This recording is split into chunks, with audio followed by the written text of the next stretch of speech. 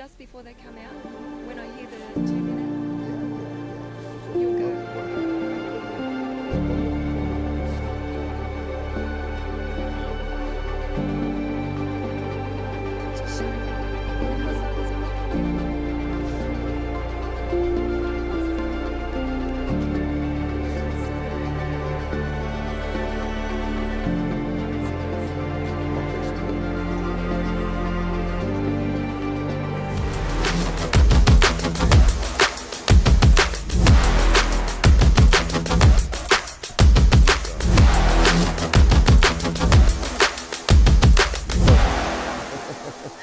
I feel really short now.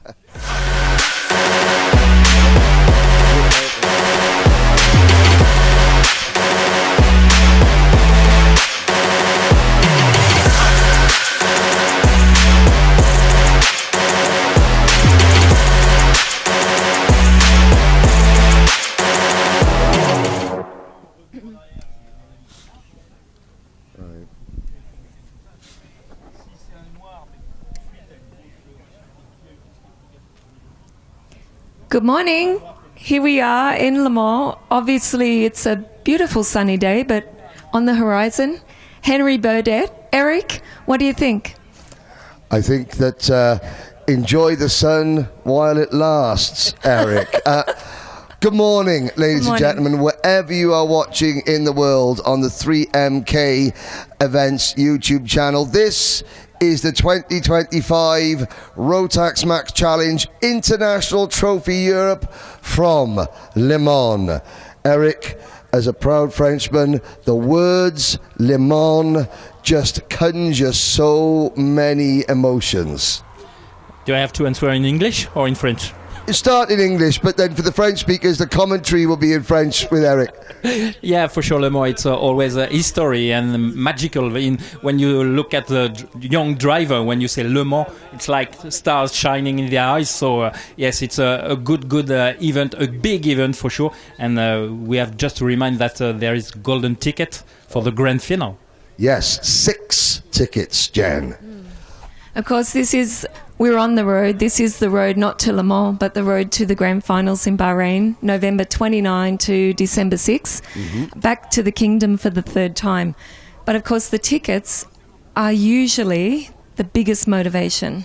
Of course, it's great to be here, but the motivation to win that ticket all year at an event somewhere around the world in the Rotax Max Challenges. This is what is motivating so many youngsters and mechanics and even the masters just to be there to race against the best of the best in their class that year. So yeah, it's very special. And for anyone that doesn't know about this, check out the Rotax Max Challenge Grand Finals and you understand what it's about, representing your nation. Well, 343 drivers know exactly what it's about because that's how many drivers we've got here. It's a world record entry for this event. This is the 7th running of the event. We've got drivers from every continent. It's not just Europe. We've got drivers from New Zealand, from Thailand, from Chinese Taipei. We've got a driver, the first time ever, from Guadeloupe. Racing Qatar, all over United Arab Emirates. Every continent is represented. What are you looking forward to, Eric, today? Because we have everyone finished their heats today. 20 races.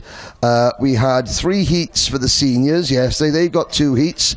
Everybody else has 2 heats today. It's going to be an awful lot of action.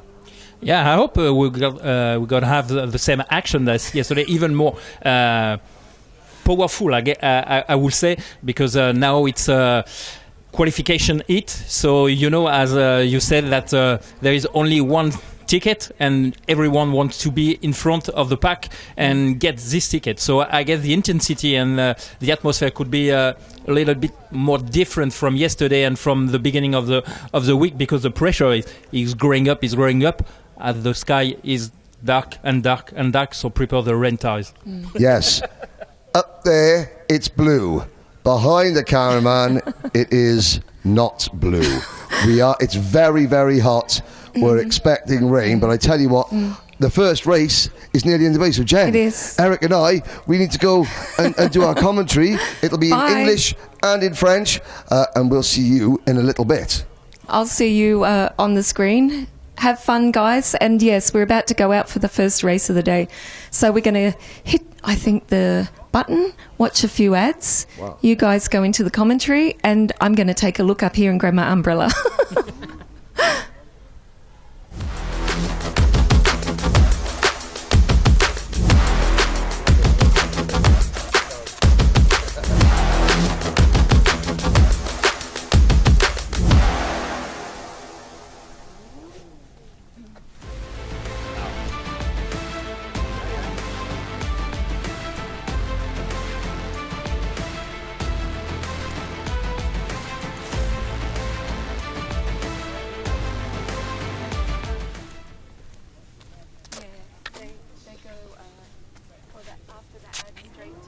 It seemed like a tornado. It's beginning.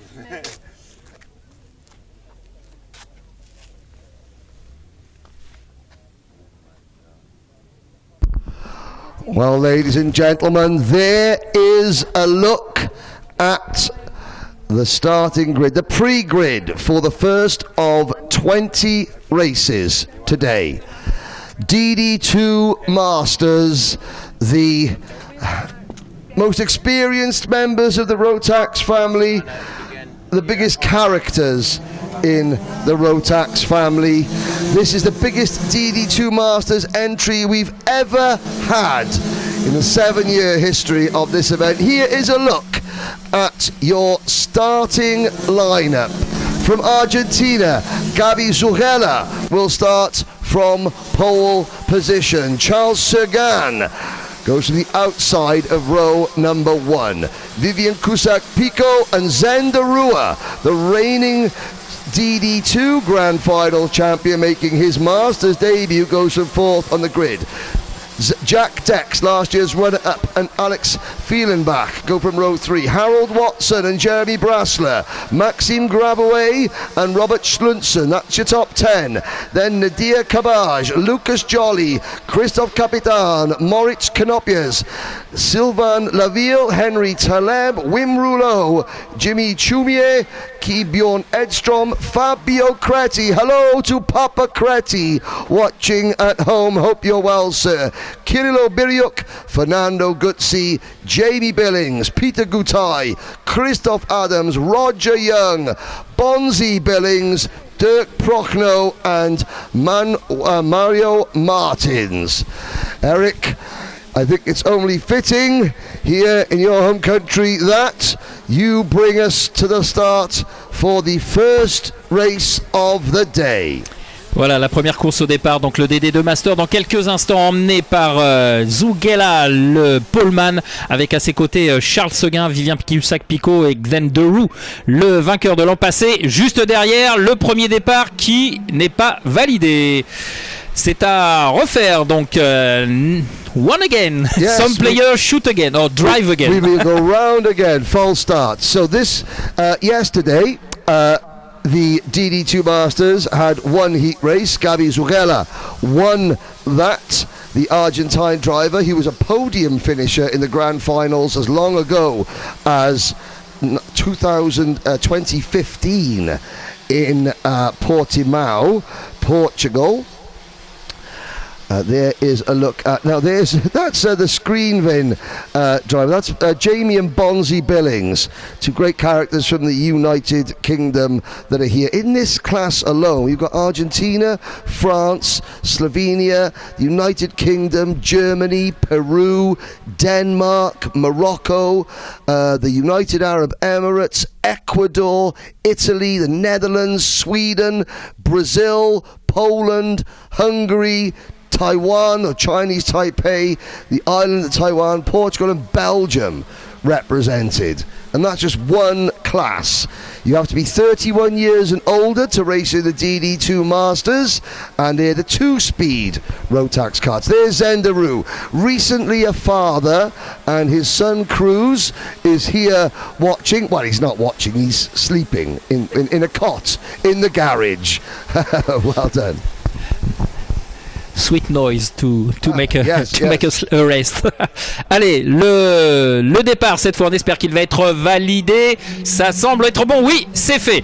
Avec le départ de Zugela qui reste aux commandes à l'intérieur du premier virage et ça se bouscule alors qu'on a un pilote qui tente de faire l'extérieur, mais ça va être très disputé le virage numéro 3. Tout le monde passe sans encombre. Yeah, a cautious start from Zugela there, getting past, going around the outside into Curve du Restaurant, turn number 1. Zendarua also making a move. Now we're watching the drivers go through turn number 7. Here's the turn 8, 9 S's, out to turn number 10. This is turn number 11, the banking corner. The only bit of elevation change through turn 12 here onto the back straight. Sagan leading. Now we head into a really good overtaking opportunity. Virage to Technopark. That is the penultimate corner here, the S's. That's Pitt's S's. And then out through Paddock Bend onto the start-finish straight. That is a lap as we come to the Curve du Restaurant once again of this 1.4 kilometer Lemore International Circuit. Allez, le premier tour qui a été bouclé par Charles Seguin en tête devant Xen Derou et Gabriel Zugela, le poleman. Les trois hommes, alors que Derou vient de prendre l'avantage sur Charles Seguin.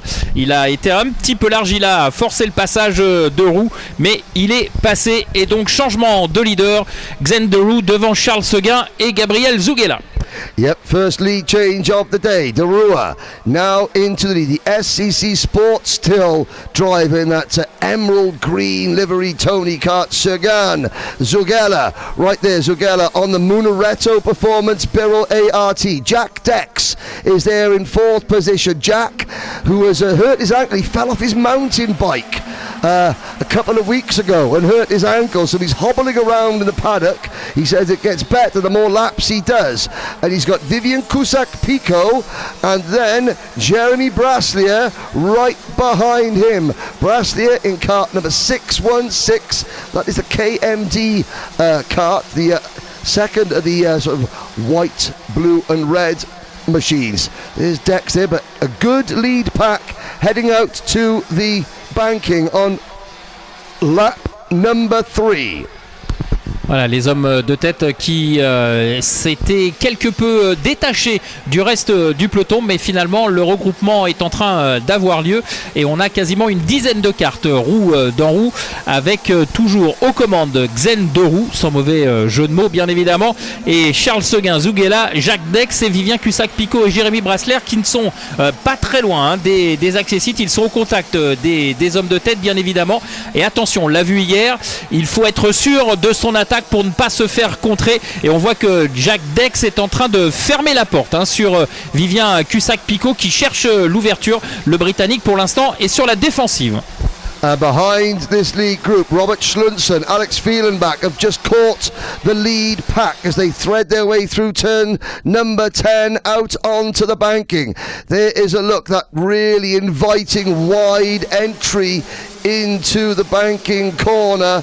We head down the back straight. Dex defends into Virage to Technopark, through Pitts Bend, out onto Paddock. Dex in 4th position. The top 3 are pulling away now. Dex having to fight the rear guard action. Derou also having to defend as Charles Sagan continues to put the pressure on. Pole sitter Gabi Zugela, new fastest lap, 54.293 seconds. 29 drivers started this race. 29 drivers still run. The showman, Harold Watson, running for Sam Pollitt Racing, has had an issue. He's dropped to the back, and I think we've just had our first retirement. Looking at out of the commentary box window, trying to see who that is. Oh, that could be Wim Rouleau. Wim Rouleau and Sylvain. It is Wim Rouleau out of the race. So unfortunately for the Sheepers Racing driver, game over. Allez, nouveau passage sur la ligne de chronométrage et Xen de Roux qui est sous pression par Charles Seguin. On l'a vu se déporter pour conserver le leadership et protéger sa trajectoire. Pendant ce temps-là, Gabi Zouguela reste en observation en 3e position, alors que derrière, eh bien, Jack Dex, à force de contrer les attaques de Vivien Cussac-Picot, eh bien, a perdu le contact avec le trio de tête. Jack Dex maintenant qui doit cravacher pour tenter de revenir sur le trio qui est devant lui, toujours sous la pression de Vivien Cussac-Picot et Jérémy Brassler, et derrière son compatriote, trois Français dans le top 6. C'est plutôt bien engagé pour nos tricolores. Il faudrait par contre arriver à, entre guillemets, faire sauter le verrou Jack Dex pour pouvoir peut-être aller un petit peu plus haut dans la hiérarchie en ce qui concerne Cussac-Picot et Brassler. 3.5 minutes to go. Zugela closes in as they come out of Curve du Restaurant. There's turn 2. Down towards turn number 3. That 90-degree right-hander. This is Curve des Duchons. Just the left-hand side of the track there. There were 2 trees. That's 2 trees corner. Well, they cut one of them half down. But I don't know what the 1.5 trees translate to in French. So it's still Curve des Duchons. De Roux, who is now old enough to race in Masters. He's enjoying being a stay-at-home dad. His wife Sarah is going out and earning the money, and De Roux is staying at home with baby Cruz, doing an awful lot of the day-to-day care, and he's loving life, but he's gets to go and play in his go-kart every once in a while, and he leads as he comes through turn 2. We've now got 2.5 minutes to go, and Zugela being dropped once again, but Charles Seguin is keeping a watching brief. He's not challenging too much, seeing where De Roux is stronger than him at the moment, I think, Eric. Allez, c'est passé pour Vivien Cussac-Picot à l'entrée du banking. Ça faisait un petit moment qu'il klaxonnait derrière Jack Dex, et c'est passé. Attention peut-être à la contre-attaque du Britannique au bout de la ligne droite, qui profite d'une meilleure accélération. Et pour Vivien Cussac-Picot, eh bien, tout est à recommencer en 5e position. Devant, nouveau passage pour Xen de Roux sur la ligne de chronométrage, et Charles Seguin toujours à l'attaque derrière lui, qui met la pression, qui vient de signer le meilleur tour en course. Charles Seguin qui pour l'instant ne trouve pas l'ouverture, et à force de protéger la trajectoire, Xen de Roux permet à Gabi Zouguela de revenir au contact des deux hommes. And a big hello and welcome to everybody watching this or commenting in on the live chat on the 3MK Events YouTube channel. Please let us know where you're watching from, who you're supporting. I can see that already Harry Hannam, who will be going out later in the DD2 class.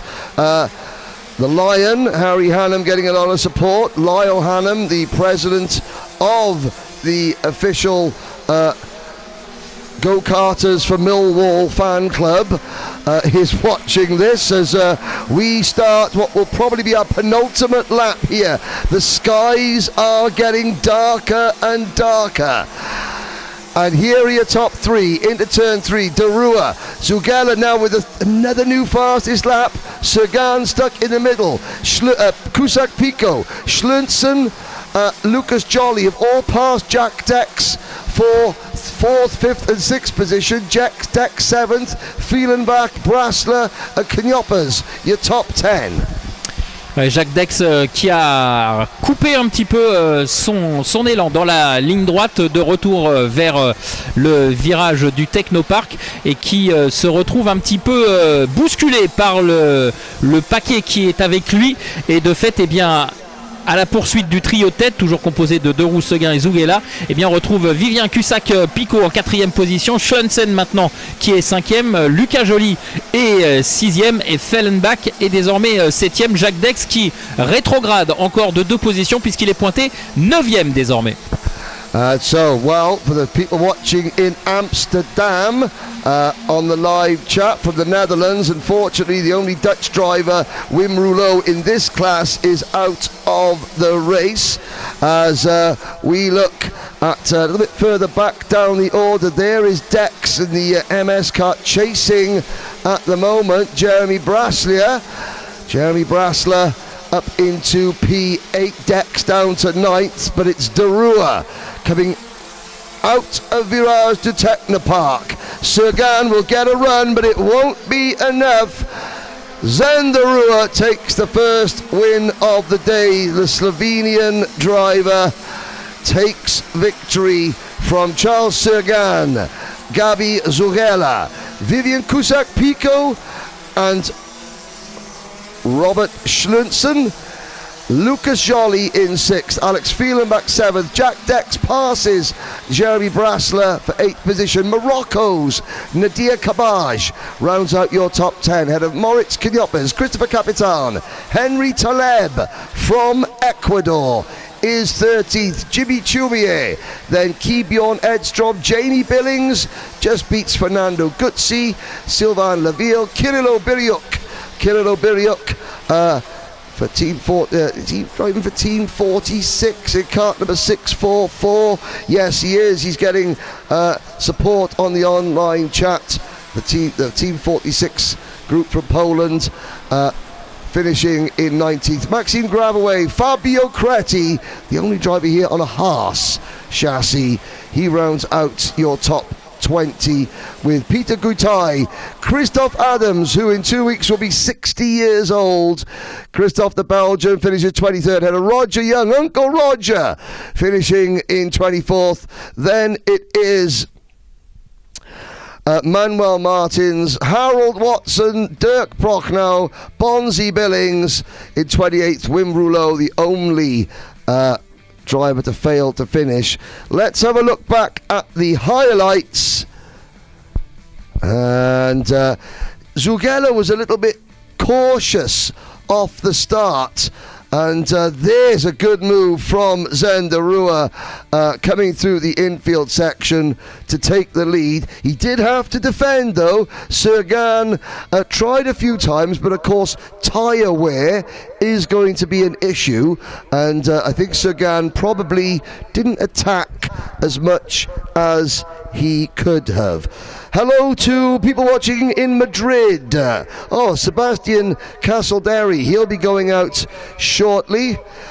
People watching in France, and people predicting a winner from the United Arab Emirates this weekend. That's a good possibility, but let's go down to Jen Wade to see where Jen is in the pit area. And what have you got for us, Jen?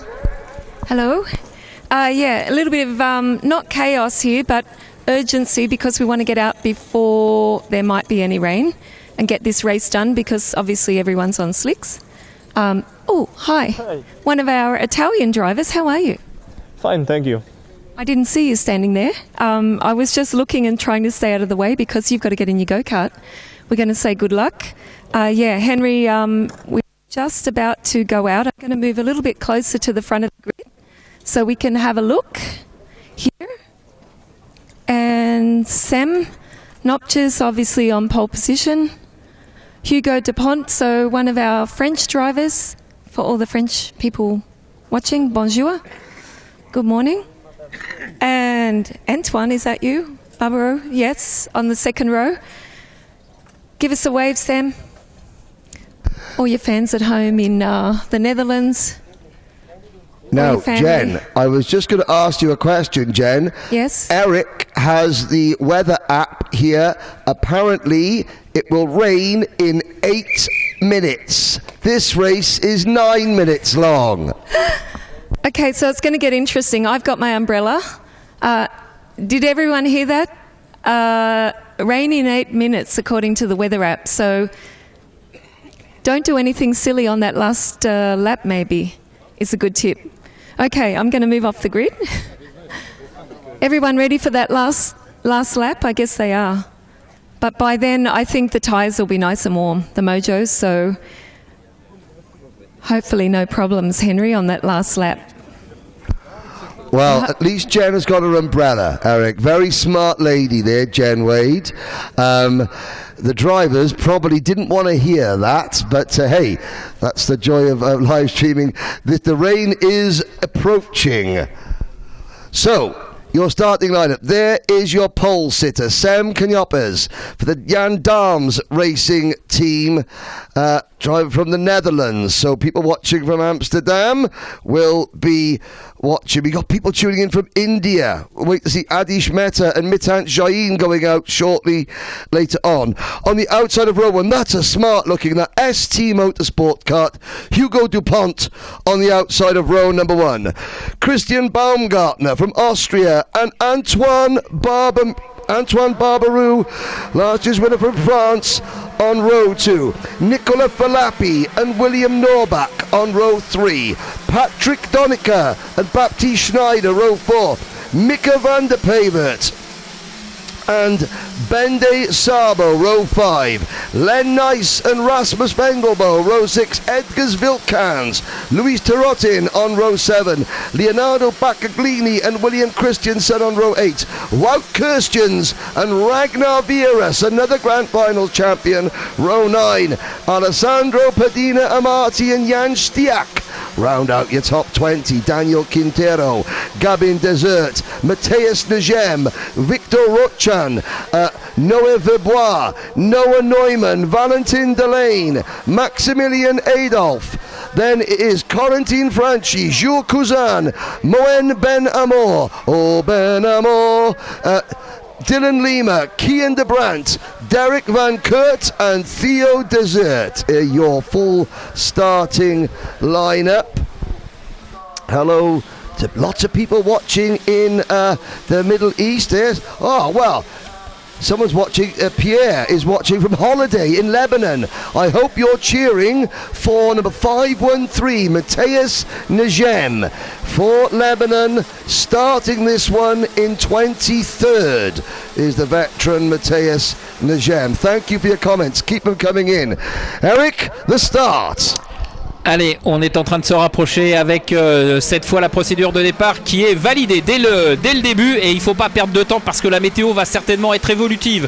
Durant cette course, on a Dupont qui est à l'extérieur et qui va conserver sa deuxième position avec, me semble-t-il, peut-être une attaque de Baumgartner à vérifier au passage des intermédiaires. Oh, we nearly had a major moment there for William Norbach in kart 505. The RS competition driver from Denmark getting put, well, he could have got a little bit of a tap behind and sideways. He's lost a lot of positions, but he kept it going in forward. If he had spun it, that could have been big. Up at the front, it is Sam Knyoppers, family watching, cousins watching from Spain. Sam and his dad Morris both racing. Sam's under pressure from that red and white Birrell ART kart. Christian Baumgartner in kart 530. That's the Team Birrell Art by KSP. There's Dupont in third. Barbaroux, who had a shocking day in his first heat yesterday. Got beaten about, finished well down the order. There are 70 DD2s here. This is Rotax's ultimate class.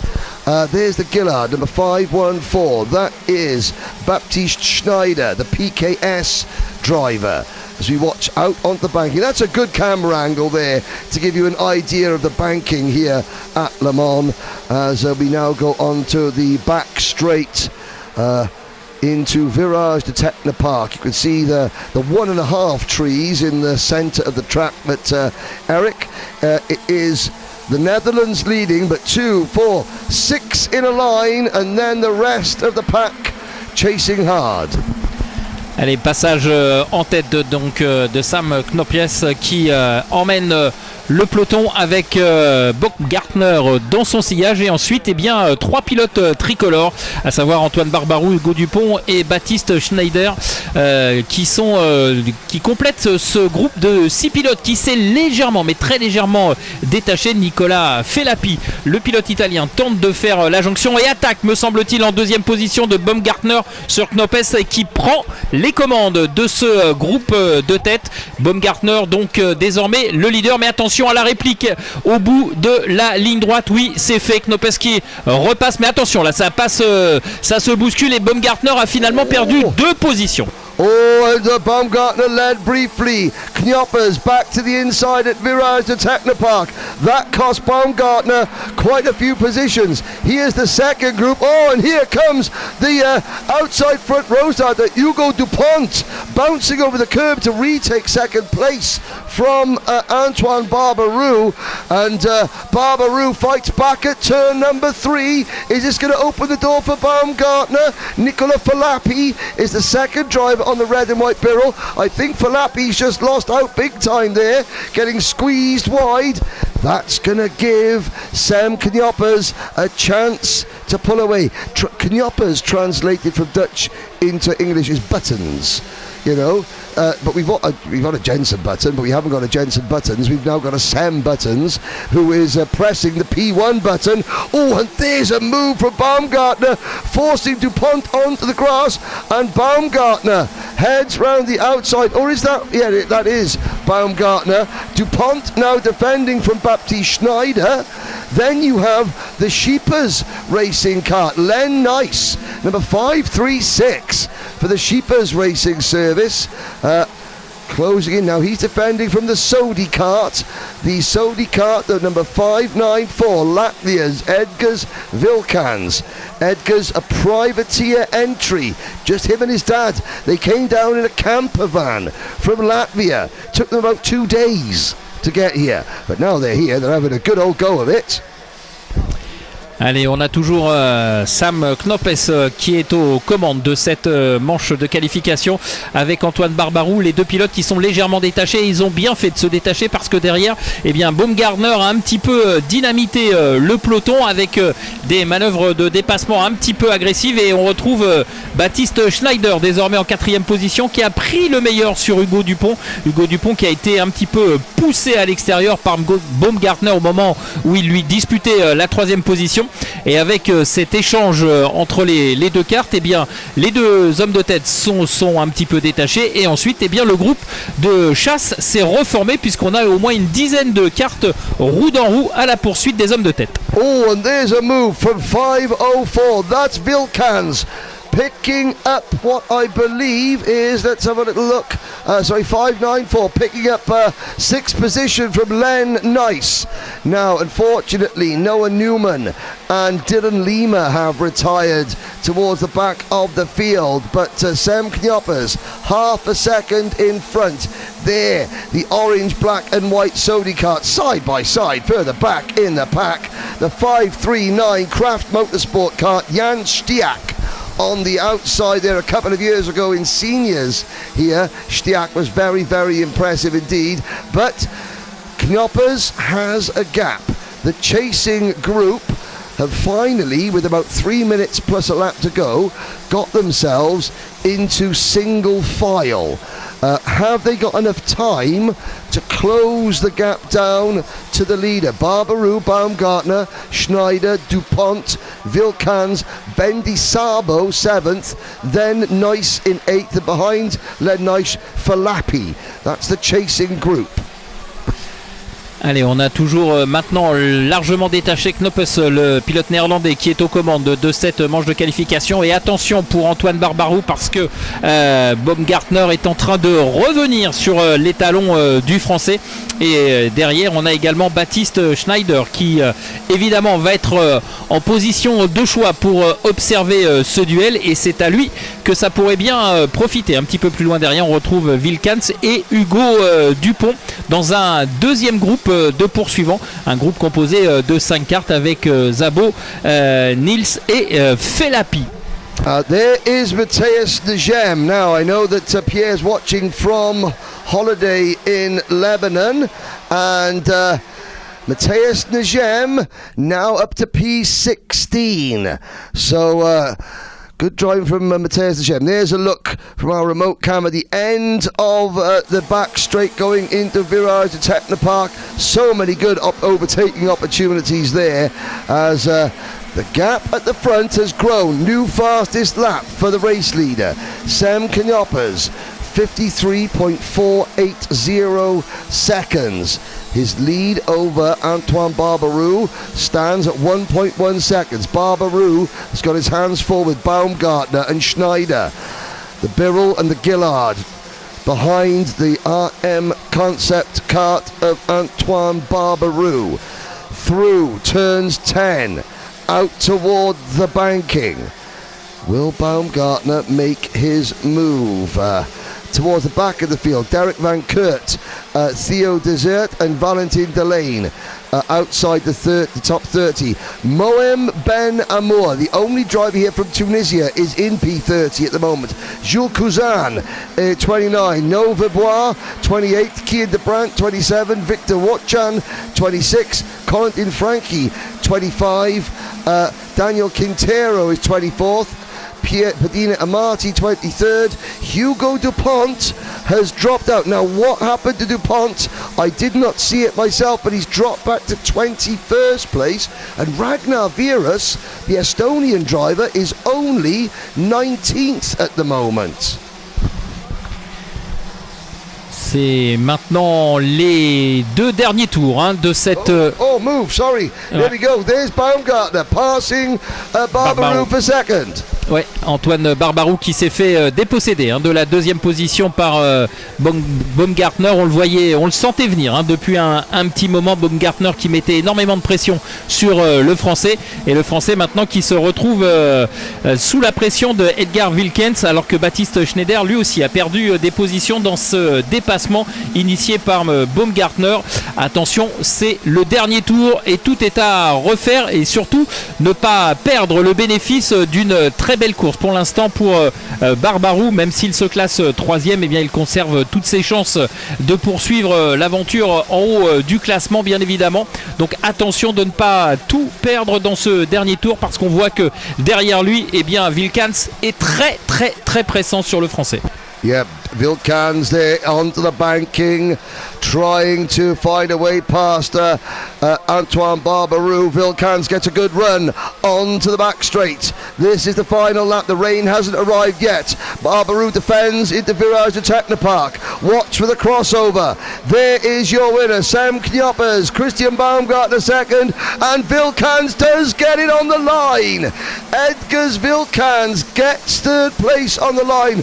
Oh, and somebody pulling off right at the end. I would say that is a driver watching his engine temperature rise and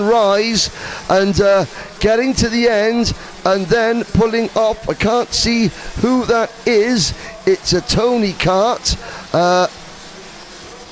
I will get a number for you, but there is your winner, Sem Knyoppers. For the Jan Darms Racing team, Christian Baumgartner, Edgars Wilkans, Antoine Barbaroux, Baptiste Schneider, Len Nice, your top six. Then it is Nicola Falappi, Ben Di Sabo, behind Sabo, Patrick Donica, and Rasmus Vendelbo. And, well, that's your top 10. We'll look down the order. Leonardo Baccaglini, Matthias Negem, Wout Kirstens finishing in 13th, Mika van der Pavert, William Christensen in 15th, Jan Stiak 16th, then Louis Terotin, Ragnar Vieras, William Norbach, Hugo Dupont, Gabin Desert, Max Adolf, Daniel Quintero. Here's a look at the replay, and it stayed dry for this race. Now, what I'm interested in is if we stick with this replay, do we see what happens to the 505? Yes. Now, we just saw him getting almost tipped into a spin. Baumgartner was impressive in the early stages, but Sem Knyoppers, this is the move that got him the win. He made the pass and then was able to pull away as DuPont. Now, DuPont fell down the order. There he is in the 525 car. At this moment, he's second. There's Barbaroo. Now, DuPont gets pushed a little bit wide. Baumgartner trying to come through there as well. Nicola Falapi in another of the Birrell carts getting squeezed wide. But as this battling was going on, Knoppers was just able to push and push away. There is DuPont starting to go backwards. But the rain, Eric, has arrived. Big, ugly drops of rain. Now, the rain's not supposed to last for too long at the moment, but it is supposed to be heavy while it's here.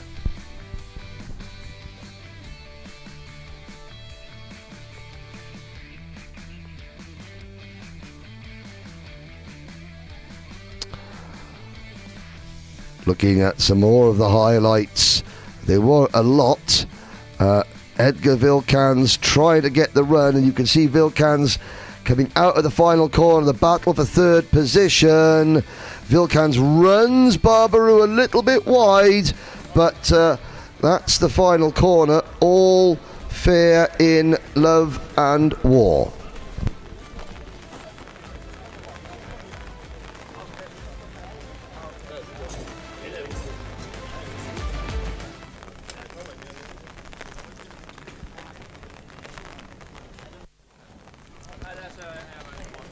Alrighty, so I'm on the grid with my umbrella, but I think it's just a short shower, hopefully. Let's have a look. I think there's an interesting mix here because I can see Harry Hunnam. Now, Harry, living in the UAE? Yeah, don't get much rain here, so it'll be interesting. That's what I was just thinking. A little bit interesting. Of course, Jakob in front of you, I think he's quite accustomed to the rain. Over there we see Inka, she's also from the Netherlands, and Knud from Denmark, but you're used to driving on sand, so maybe it's a little bit the same? Yeah, it's not raining too hard at the moment, so we'll just go out, see how the conditions are and adapt as fast as I can. And what do you think your advantage is? Maybe that you're so tall? I hope so. I think so. Okay, so we're going to say good luck, aren't we? Good luck, have fun. You probably enjoy it on the rain. On the wet track with slicks. Okay, let's have a look around and we don't get run over. Here's our pole sitter. Jakob, now you're looking here, you're looking at the weather? Yeah, we were looking on the weather, but I think it's going to be raining a little bit more in a few minutes, so we will see. So tell us, how are you on slicks in the wet? We will see. I hope we'll be all okay and just try to be in top 3 in the heats and just to start in front for the final. That's our goal. Of course, you picked the pole sitter when we spoke to you yesterday. You said it's probably going to be Sem because you were fast in your group. But what do you think about the grid here in Lemore? I think it's a really nice grid. Also, the guys which is in front of the Euro Trophy is here, so still the same drivers. Well, of course, we know you from the grand finals. You're one of the stars that's been up there on the podium. You know about tough competition. But what's it like to be here racing where legends are born in Lemore? It's always about to stay in front for the heats, for pre-final, and then just go to final from top 3, top 5, and then you can still win, I think. So stay out of trouble. That's your tip? Stay out of trouble at the front? Okay, so let's have a look. Over here we got Knud. He's looking. He's not worried. Because in Denmark you get rain, don't you? You're not worried about the rain? No, not really. You know, it's starting to brighten up again, so... Actually, it cools things down a little for a short time. It's not so hot. No. But what about yesterday? How did you go? Yeah, it was really hot yesterday, and we struggled to find a setup for the hot weather, but I think we figured it out for today. Yeah. Okay, good luck. We're going to be moving off the grid shortly. Okay, not such a good race yesterday afternoon. No, I crashed in the second lap, but the speed is really good. It was really good all the practices, so let's recover today. Yeah, you're in a good position, and I don't think you have a problem with the wet. No, for sure. Italian. Okay, See you later. Alrighty, we move a little bit off the grid. Henry? Yes, I'm here.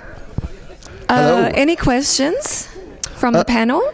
Well, I mean, Harry Hannam, he's in his car, but he needs to give a shout out to his granddad Lyle, watching at home. And big up to the Millwall Lions go-karting club. Well, But at least he's a bit busy now. Yeah, at least everyone home in the UAE got a little bit of in-depth conversation with the guy that's about to go out. But now the rain's actually just easing off. It was only a bit of a sprinkle, so I think he'll be fine. It's for enough to everyone make the watching. drivers nervous, though, isn't it? Of course. And he was one of the first karts on the grid with slicks, so he was like looking at his mechanic, saying, did we make the right decision? I think. I mean, Eric, the weather band, it's a short band of rain, isn't it? Yes. Just a short one, and it'll be back a little bit later this afternoon, just to mix don't it up say a that. bit. It's going to be nice and sunny the rest of the day. Shh. Okay, here we go then. This is Group B and Group D. For DD2, Jakob Bazel for Kraft Motorsport leads the field off the dummy grid with Knud Nielsen second, Lawrence Herberts and Michael Racina row 2, Harry the Lion on row 3 alongside Johnny Bravo, David Maslakevich. Then it's Giorgio Amati, Imca Arts, Ludovic Saboin, P1 incoming, I'm told. No Maxim Dirks. Then Will Ellswood, Gustav Usakovs, Max Dexter, Jamie Smith from South Africa, Frederick Zebis, Luca Costa, Axel Hoos, Shenya Hong. The first driver to win a ticket anywhere in the world for the Grand Finals this year was Shenya at the International Trophy Asia. Former champion Peter Bazel and Nicholas Guillaume are next. Marco Drittenprice, one of the youngest drivers, still just 15 years old in kart 534.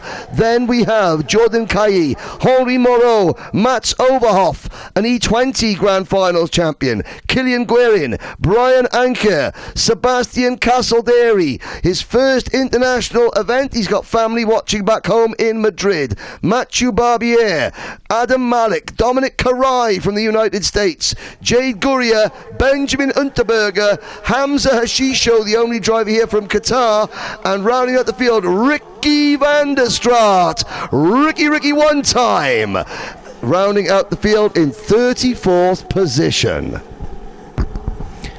Allez, le peloton qui est maintenant sous les commandes de Bazel Jacob, qui est le poleman, bien évidemment. On rentre dans le dernier virage au ralenti. Les ordres de la direction de course, voilà, qui s'effacent. A priori, tout est bien positionné. Les deux colonnes sont formées. Et dans quelques instants, eh bien, Jacob va donner le rythme et le départ avec Nielsen à ses côtés. Si, c'est parti. J'avais peur que ça ne soit pas validé et je pense qu'on est bien parti là pour le leader Bazel Jacob qui a surpris un petit peu tout le monde et qui s'engage en tête sur la piste.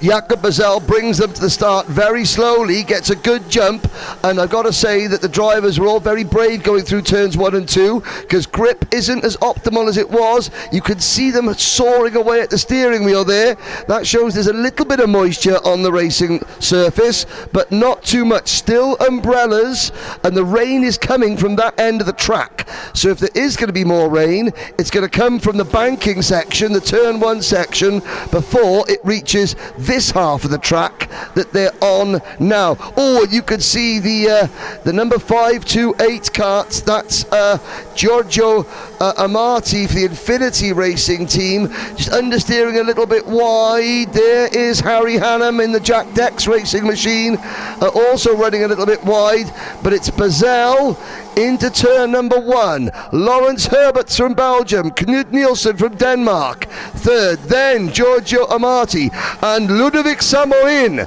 the only driver for KR Sport. He's being run by Archie Walker, who's a very experienced driver in senior Rotax in the British Championship, and Archie's are doing a good job looking after not only a class that he's not familiar with, but a class that the entire team aren't familiar with. KR Sport running DD2 now for one of the first times as into Virage du Technopark. Jakob Bezel is under pressure. Allez, nouveau passage des leaders dans quelques instants sur la ligne de chronométrage avec Jacob Bezel qui est sous pression de la part de Lawrence Herbott et qui va peut-être se faire l'extérieur par Knud Nielsen. En tout cas, c'est très très chaud. 5 pilotes qui se sont légèrement détachés du reste du peloton. Les 5 pilotes qui ne sont plus que 4 maintenant, puisque Sabourin a, semble-t-il, perdu un petit peu le contact. Mais ce qui est sûr, c'est que Jacob Bezel est sous pression et Lawrence Herbott ne lâche rien.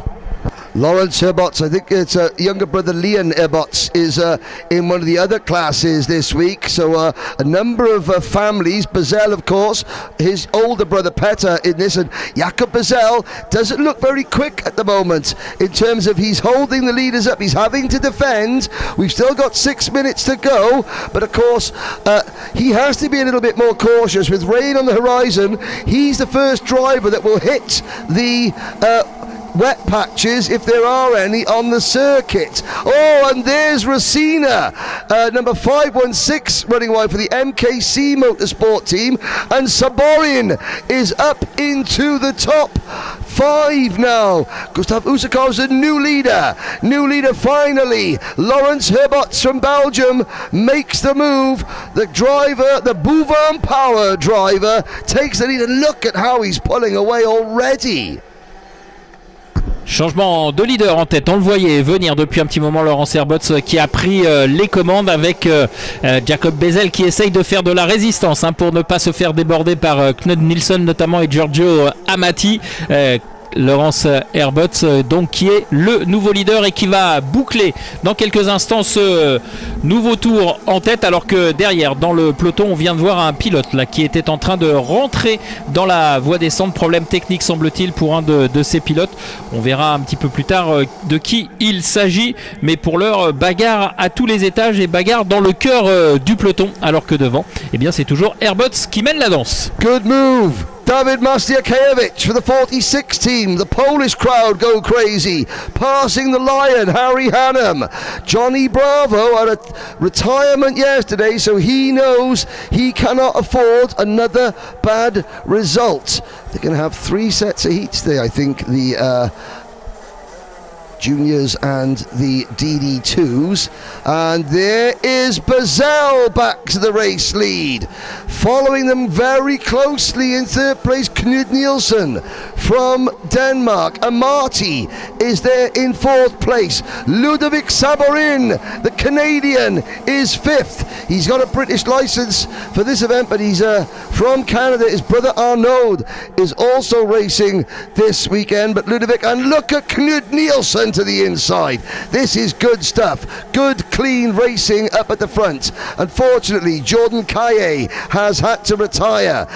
Jamie Smith is now down at the back of the field, the South African. Hamza Hashisho 31st. Ricky one-time van der Straat is 30th. Adam Malik 29th. Benjamin Unterberger 28th. Barbier 27th. Castledary 26th. Karai 25th. But they're looking at the leaders, and Bezel, that must be tyre pressures, Eric. He must have had his kart set up deliberately to come on later in the race. Allez, on voit les 3 leaders, enfin les 3 hommes de tête plus exactement, qui se sont détachés avec Bezel Jacob qui certainement après avoir laissé ses pneus monter en température a retrouvé de la performance. Il a repris les commandes et il l'emmène toujours.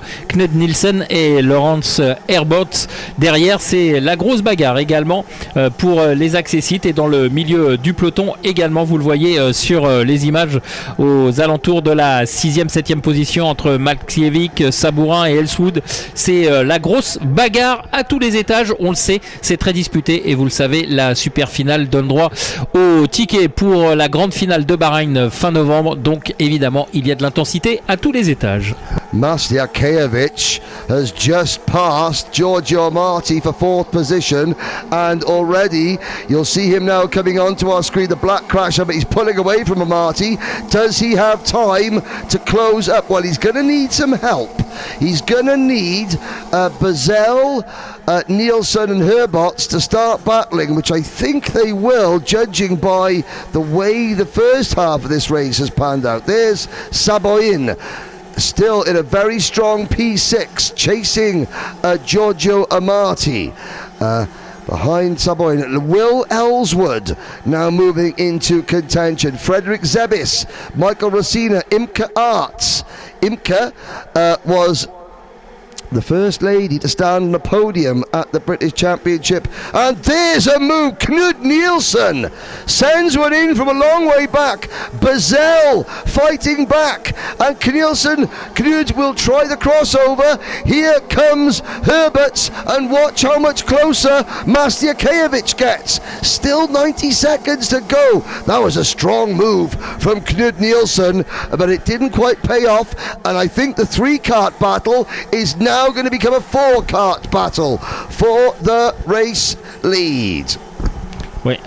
On voit en tête de la course que ça s'agite entre Jakub, Herbots et Nielsen. Nielsen qui avait pris l'avantage et qui a été contré par Basil Jakub. Jakub qui a repris le leadership et Nielsen qui lui faisait signe vas-y, on y va, on avance. Mais attention parce que les 3 hommes ont été rejoints par Malzakiewicz qui est revenu au contact du trio de tête et qui pourrait bien être le facteur X de ces 2 derniers tours. Oh, and who is that? Is that Will Ellswood in the second of the Kraft Motorsport Liveries kart? Yeah, Ellswood building an aggressive move on Saborin there. Hannum has now dropped to P11, and Torsten Schieker on the live chat cheering for Kraft Motorsports will be happy. Killian Kraft's team leading this race, and Will Ellswood now up to P6 as the top 4 go through turn number 10 out onto the banking. The clock is going to strike 0 any second now, and next time by they will get the last lap signal. Nielsen with another move, this time on Herberts for second. Here comes David Mastiakiewicz, Johnny Bravo to P3, and Giorgio Amati now makes it a 5-kart battle for the lead as we begin le dernier tour. Is that right, Eric? Correct. Voilà, dernier tour et une grosse bagarre en tête de la course, ce groupe de 5 qui n'arrête pas de se disputer ici à l'image entre Amati et Herbots qui se disputent les places d'honneur, la 4e place en l'occurrence, puisque devant on retrouve Basil Jacobs, Kjell Nielsen et Malzakiewicz qui sont un petit peu détachés maintenant, les 3 hommes de tête qui vont se disputer la victoire, et derrière ça devient très chaud. Pour l'instant c'est toujours Basil Jakub qui reste aux commandes. Attention, on est dans les 2 derniers virages. I think Jakob Bazell has just done enough. Knud Nielsen taking the high line. He's going to try the crossover. Not quite enough. And look at Mastiakiewicz on the line. But Jakob Bazell takes the victory only by a whisker, though, over Knud Nielsen for Denmark in the RS competition machine. Mastiakiewicz P3, Giorgio Amati for the Infinity team out of Italy, a great result, P4. Lawrence Herberts from Belgium, P5. Will Ellswood, P6. 7th for Ludovic Saboin. Michael Racina, 8th. Imke Arts is P9. Harry the Lion Hannum, P10. Frederick Zebis, P11. Axel Goose is 12th. Petter Bazell up 6 positions to 13th. 14th was Nicolas Guillaume, who's got the flag of Belize next to him, but he's actually from Belgium. Same first three letters. Slightly different climate, but hey, we'll worry about that later. Gustav Usakovs is 15th. Shen Yahong is 16th for Chinese Taipei and the island of Taiwan, who have brought their largest ever group of drivers to the international trophy. In fact, they are the biggest Asian country in terms of number of drivers here. So well done to Uncle Roger Young and the rest of the team from Chinese Taipei. A slow start.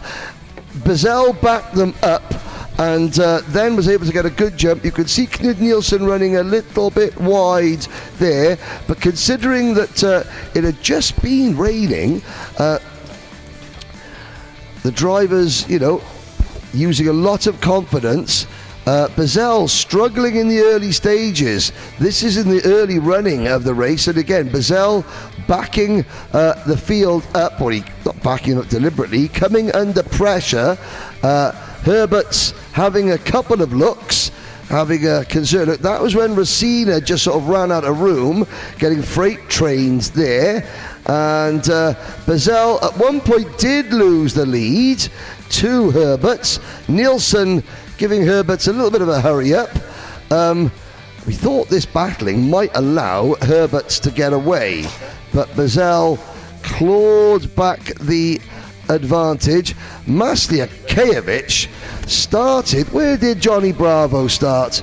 He started 6th, fell back a little bit at the beginning of the race, but then charged his way back up the order. There he is going past, doing the crossover on Amati. Thank you very much. And it was here that the leaders started to battle. Knud Nielsen with a great move initially, then fell back a little bit. That's Frederick Zebis with the green and gold crash helmet on the outside, almost going onto the grass. Amati and Herbert's, well, that's a territorial dispute between Italy and Belgium there, but as they run to the line, it was Bazell by 0.06 of a second. Now, obviously Jen Wade is down in the pits. If on the live chat, if there's a driver that you really want Jen to speak to, as long as they're at the front half of the starting grid, we'll try and get Jen to speak to them.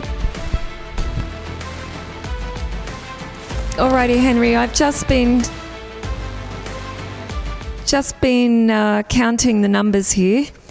So the KR Sport drivers, yes, are actually 1, 2, 3, and then a little bit further down, 5. So I think there's 1, 2, 3, 4, 5 in the first few rows. I wonder if there are any team orders. Don't crash into each other. Strategy? I think probably. I think so. But of course our young lady, Eva Morris, for anyone who doesn't know, I think Eva from around Dunkeswell in the UK, is that right? Dunkeswell a little bit earlier this year for the British Championship. What a day yesterday. Pole position. Yeah, it was a good day. Okay, did you have a little bit of a celebration after that? A few ice creams? Definitely got some of the Teller crepes. Okay, yeah, we've got crepes on track here for anyone that's not. If you are here, make sure you pick some up. But well, none of them made their way up into the commentary box. None of the crepes made their way in my direction. I'm not happy about that, Jen. Okay, Henry's not happy. Maybe it's a good thing, Henry, because you know, it's all about staying fit and healthy. But when you're on pole position, you can eat the Nutella crepes. Of course, over here we've got Kai. He's getting ready. Kai Clark. We give him a little bit of exposure. He's one of our little junior superstars. You're not in your kart. Is this a routine that you usually go through before the race? Yeah, usually. Is it about focus, concentration? Your mechanic's looking at me saying yes. Yeah. Leave him alone, he's focused. How cool is it to have Eva on the front row with you? Yeah, it's good. It's good. He's focused, he's getting in his kart, but what a grid we have, Henry. The juniors are spectacular. We and do. yesterday, really, it was so close in the qualifying. So we're going to step back off the grid. Wish everyone luck. Relax. It's a long race. And we'll see how it goes. But really nice to have Eva and her teammates here at the front and everyone else. It's good. Great to be here in Lemore with the juniors. Yeah, indeed, Jen. Thanks very much. For those of you that have followed this event, Eva Morris was not the only young lady to put it on pole position in class yesterday. Ava Lawrence also doing so in Micromax, but of course 72 entries in Junior Rotax. Here's your starting lineup. Eva Morris will lead them to the line, and it will be Kai Clark on the outside of row number 1, Rayan Gandua and Sebastian Lusch on row 2, Harry Freeman and Boaz Maximov on row 3, Justa Mulder and Luan Seidel row 4, Alex Rakowski, and the only driver here from New Zealand. No one has flown further to race here than Maxim Kerwin, the Kiwi. In kart 268, Lars Lambers, Connor Clancy, Albie Lapper, hello to Nanny Babs on the live chat, JJ Ambrose, Theo Battisti, Gabriel Benetti, Charlie King, Leonie here, Via Chopra. What's that coming over the hill? It's Via Chopra. It's Via Chopra. Then it's Yanis Courage, the son of the legendary Yves Courage, Sebastian Clark, Owen Baroni, Saveli Kogai, Jan Fando, Ray Haber, Kevin Pollock, Adrian Canal, Vilmos Willitsits, Matisse Uard, Arthur Gwetson, Nolan Michaud, Privateer entry Sam Mott, Mael Montiero, and Gustave Duval Guache. As they come into Eva Morris, she now knows how to handle the pressure of leading an international field of karters to the start, the second biggest Rotax event anywhere in the world. She has two teammates around her. They come to the line. Lights are out. We're off and racing. Kai Clark comes across, and Sebastian Lusch from the outside of row number 1 force Morris back to third. She slots back into P3. Everybody else cleanly up towards turn number 3. But from the outside of the front row, Kai Clark and Sam Pollitt racing Sebastian Lusch lead into P4. That looks like Boaz Maximov in the number 230 kart. Is that the Bouvan Power? Number 230, is it Strawberry Racing? Or Maximov in 230 is the Bouvan Power Tony Kart of Maximov. Behind Maximov with a white crash helmet, that would be another of the KR Sport crew, possibly Rayan Gandor or Harry It's Gandor. Allez, un premier tour emmené par Clark Kai qui a pris un super départ depuis l'extérieur de la première ligne. Il s'est ensuite installé aux commandes et Sébastien Lusch également a pris le meilleur sur la poleman. Eva Morris qui est désormais troisième, on le voit sur ces images, un trio de tête qui s'est très légèrement détaché, mais on va voir que la jonction va être vite faite par Maximov qui revient dans l'arrière du kart de Eva Morris. Donc pour l'instant tout est à construire pour Clark Kai qui est aux commandes de cette épreuve. Joined on as Eva Morris. Yeah, Eva Morris deuxième. Back to P2. We're joined on the live chat by Captain Kangaroo himself, Scott Howard.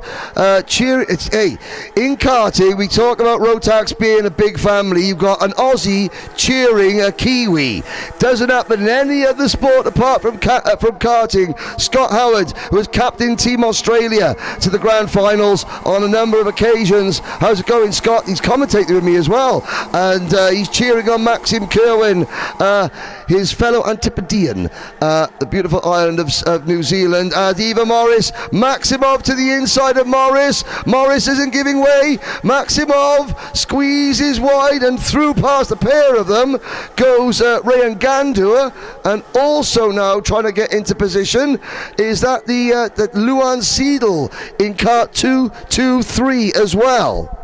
Allez, on a vu beaucoup de bagarres dans le groupe de chasse où Eva Maurice tente de préserver sa position. Elle est maltraitée, c'est le moins que l'on puisse dire, avec cette attaque un petit peu virile de Maximov qui a permis également à Seidel de prendre la mesure de Eva Maurice. Le passage du leader dans quelques instants, Clark Kay qui est devant Sébastien Loesch et derrière donc Maximov, Seidel et Maurice. Freeman est en 6e position, Gandour 7e, Clancy 8e, Mudler 9e et Alex 10e.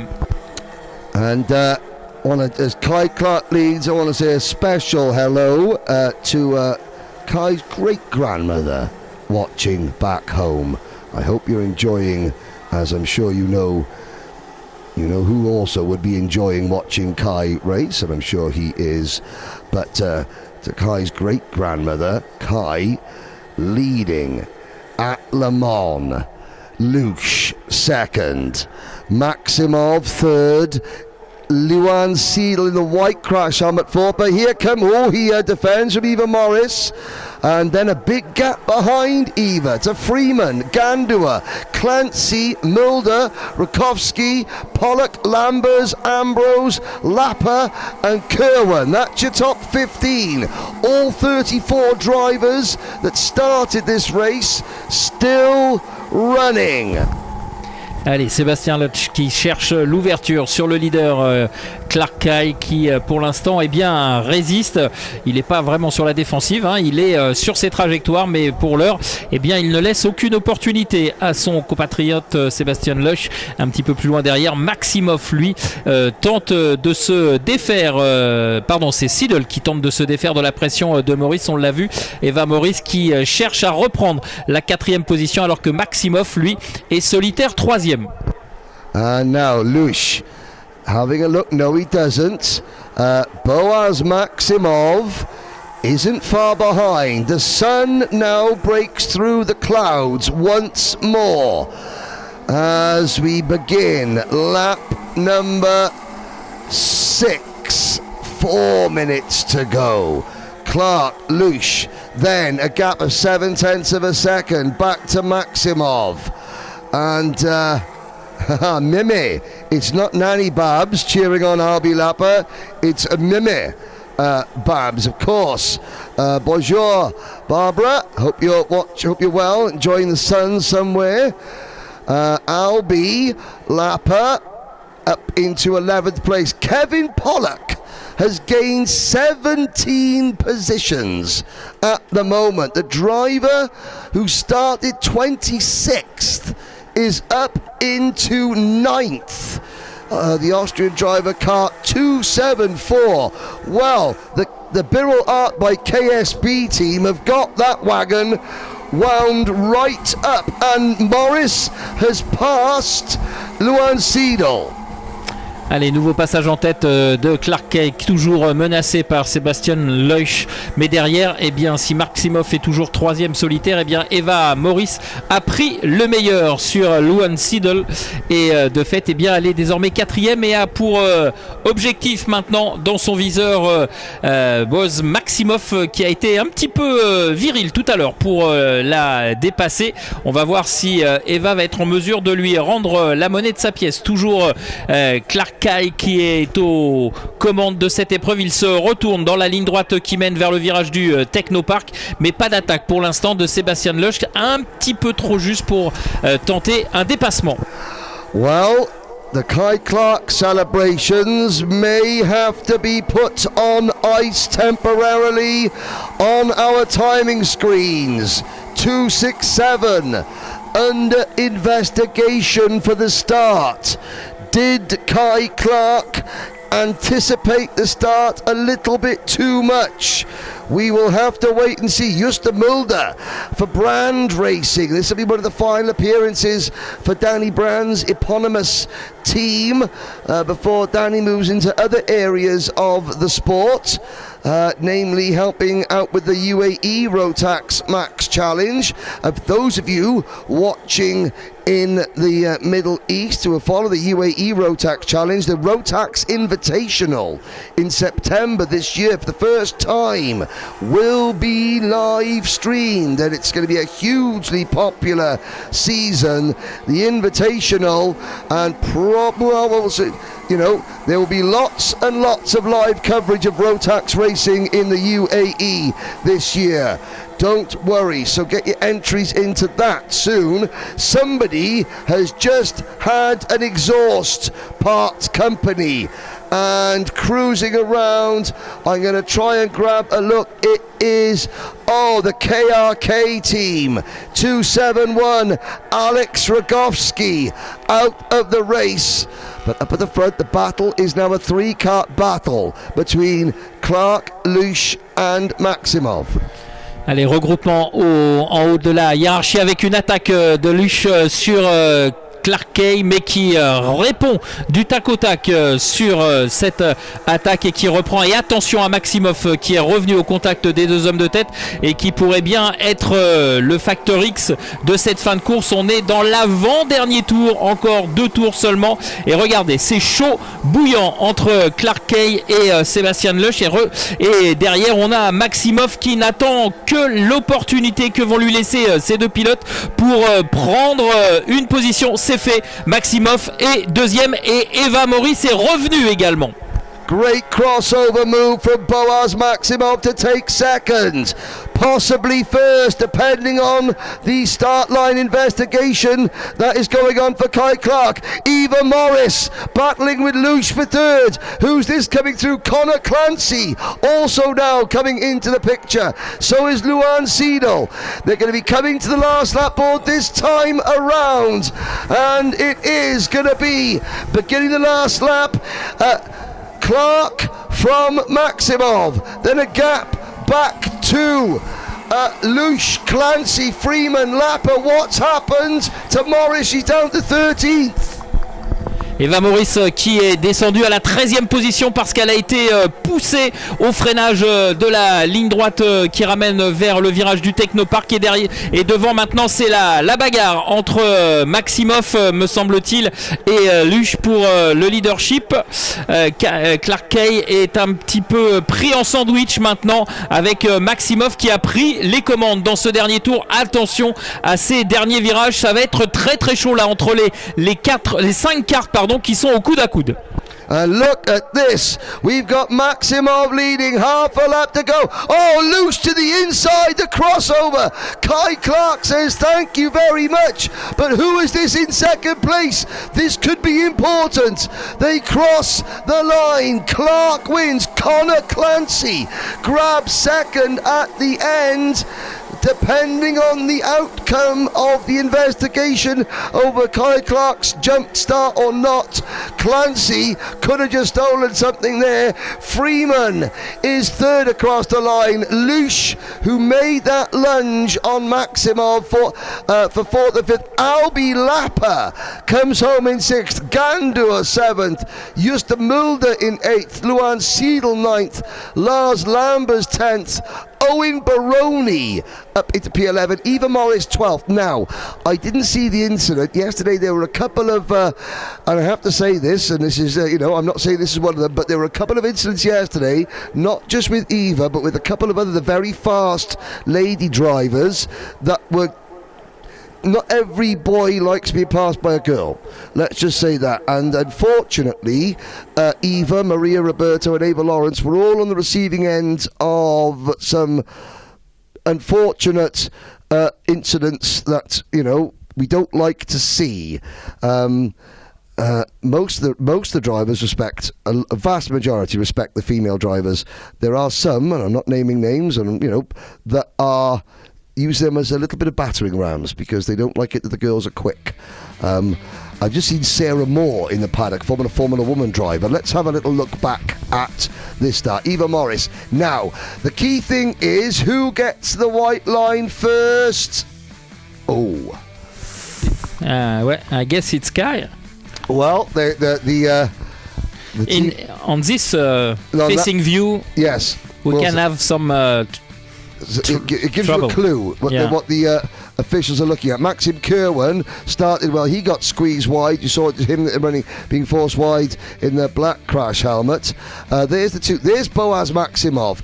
There's the Eva Morris holding on tight on the outside there. Maximov goes through. Morris fighting back, and the two teammates behind him. Good three-wide action. Now, the 271 car, that's a yellow, that's Rogovsky. His exhaust would eventually fall off. Kai Clark picking up a couple of positions. It was a really good battle. As you can see the crossover there. Maximov going in on Lush for P2 at this point. As now there's a great move from Maximov for the race lead. Kai Clark crosses over, and this is where it was all building up towards the end. There's the 299 of Albi Lapper as they take the checkered flag. He missed the move that Maximov and Lush tried to put on Maximov that forced them both a little bit wide. But running down the order, behind the top five, Lapper 6th, Gando 7th, Mulder 8th.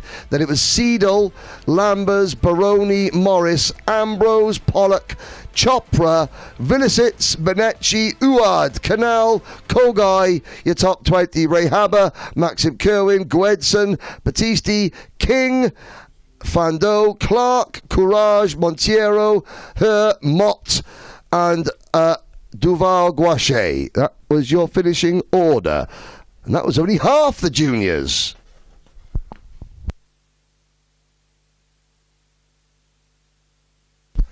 Now, looking down there, Jen, are you around anywhere? Trying to pick you out on the grid. I can see Barry Ashcroft, the dad of reigning junior Grand Finals champion Barry. Jacob Ashcroft. Jacob is going to be starting from the outside of row 1 here. I can see JP standing in the other Dan Holland blue top. JP Jonathan Paler, mechanic for Mate Kobakidze. One of 2 drivers we have here from Georgia this week. Normally it's only Mate, but there is a look at our pole sitter, Austria's Dragos Avasilkute. For the MKC Motorsport team Bas Lammers is helping to run, and looking very strong. Hello Jen, how are you? Hello Henry. I'm okay, thank you. I know he's getting ready, but we should just recognise this little guy, Jacob Ashcroft, not so little anymore. No. He's taller than me. Our world number 1 from last year in Sano. How are you, Jacob? Yeah, I'm good. What do you think? How is it? How's it going? Yeah, it's going good. I'm leading all 4 championships at the moment, and I'm trying to win this event now since I haven't done it before. What's the goal? There's Dad, wishing you all the best. What's the goal, Jacob? If you could, if I could wave the magic wand beyond today, what are you dreaming of? I just want to win everything I can this year. That would be amazing. And what about in 5 years? Hopefully being cars, that would be really good. Any particular car? I want to do Janetta next year, but if not, do some more karting, and then who knows. Okay, well this is the place where legends are born. We're going to say good luck because you're about to go out, and keep dreaming. I think everyone else on the grid's also dreaming. Well done. Congratulations, that's our world number 1 from last year. Yeah, Henry? now Jen, you know this. So Jacob is the reigning junior Rotax Grand Finals champion. Now, Ukio Sasahara has won 2 junior Rotax Grand Final championships, hasn't he? That's right. He won in Egypt. That was his first one. And the second one was in the UAE. Yeah, but he didn't do it in back-to-back years, did he? Yes. No one's ever repeated. There was a year between, I think 2007, 2009 was when Ukio won it. No one's ever gone back-to-back in juniors, have they? No, because normally they go up to seniors. Yeah, so Jacob has a chance to make a bit of history this year, does he not? That's right. Every year we have history made at the Grand Finals. It's interesting, isn't it? but that would be the first back-to-back if he manages to achieve it. And I think also to win so many junior titles, if he achieves that as well, will be something also historic. Well, let's see what history we can make this year. The green flag waves to release the drivers from the dummy grid. Dragos Avasakute, Leo Gonzalez supporting Dragos online. I think they commentated on Leo in the Swiss Rotax Championship. Then it's Ashcroft, Mate Kopakidze and Jeremy Roivers representing Kart Centre Campillos on row number 2. Gabriel Canal, Teo Polikand, Albie Friend, last year's Minimax International Trophy champion, and Bran van der Weken on row 4. Vince van der Hollen and Archie Lovett are next. Boris Verhaag, Lenny Robilo Lagash, Will Archer, Harry Taylor, Panu Steen Monkong from Thailand. Sun starts on row 8 alongside Eason Teng from Chinese Taipei. Then Hughes Pekyon from Guadeloupe in kart 297. We'll talk about him as the day progresses. He's got to fly 8 hours just to race. No kart tracks on the Isle of Guadeloupe. Louis Ratcliffe, Alex Parodi, Mai Tusek and the rest of the field. Ethan Griffiths, the only Welshman. Come on the Welsh, Cymru and Byth. He starts on the inside of row number 12. Other countries are available, they're just not as good, Eric. Allez, on se rapproche de cette ligne de départ et ça semble être... Non, oui, si, ça y est, c'est validé avec Avali Kute qui... oula, c'est chaud dans ce premier virage, mais le poleman semble garder la ligne intérieure. Oula, ça va au large et il y a eu 3 pilotes là qui sont partis visiter les bas-côtés du circuit du Mans. Yeah, the 210 kart, that was Lenny Robilo Lagash for the Le Hook Racing team, was one of the drivers. Boris Verhaga, I think, was another, and the third that went off was Mai Tusek. They're all still in the race. Now, you saw at the start there, Dragos Avasakute was very quick to try and cut across and block Ashcroft, and in fact, Mate Kopakidze from Georgia now into P2. The Georgia National Karting Championship is live streamed.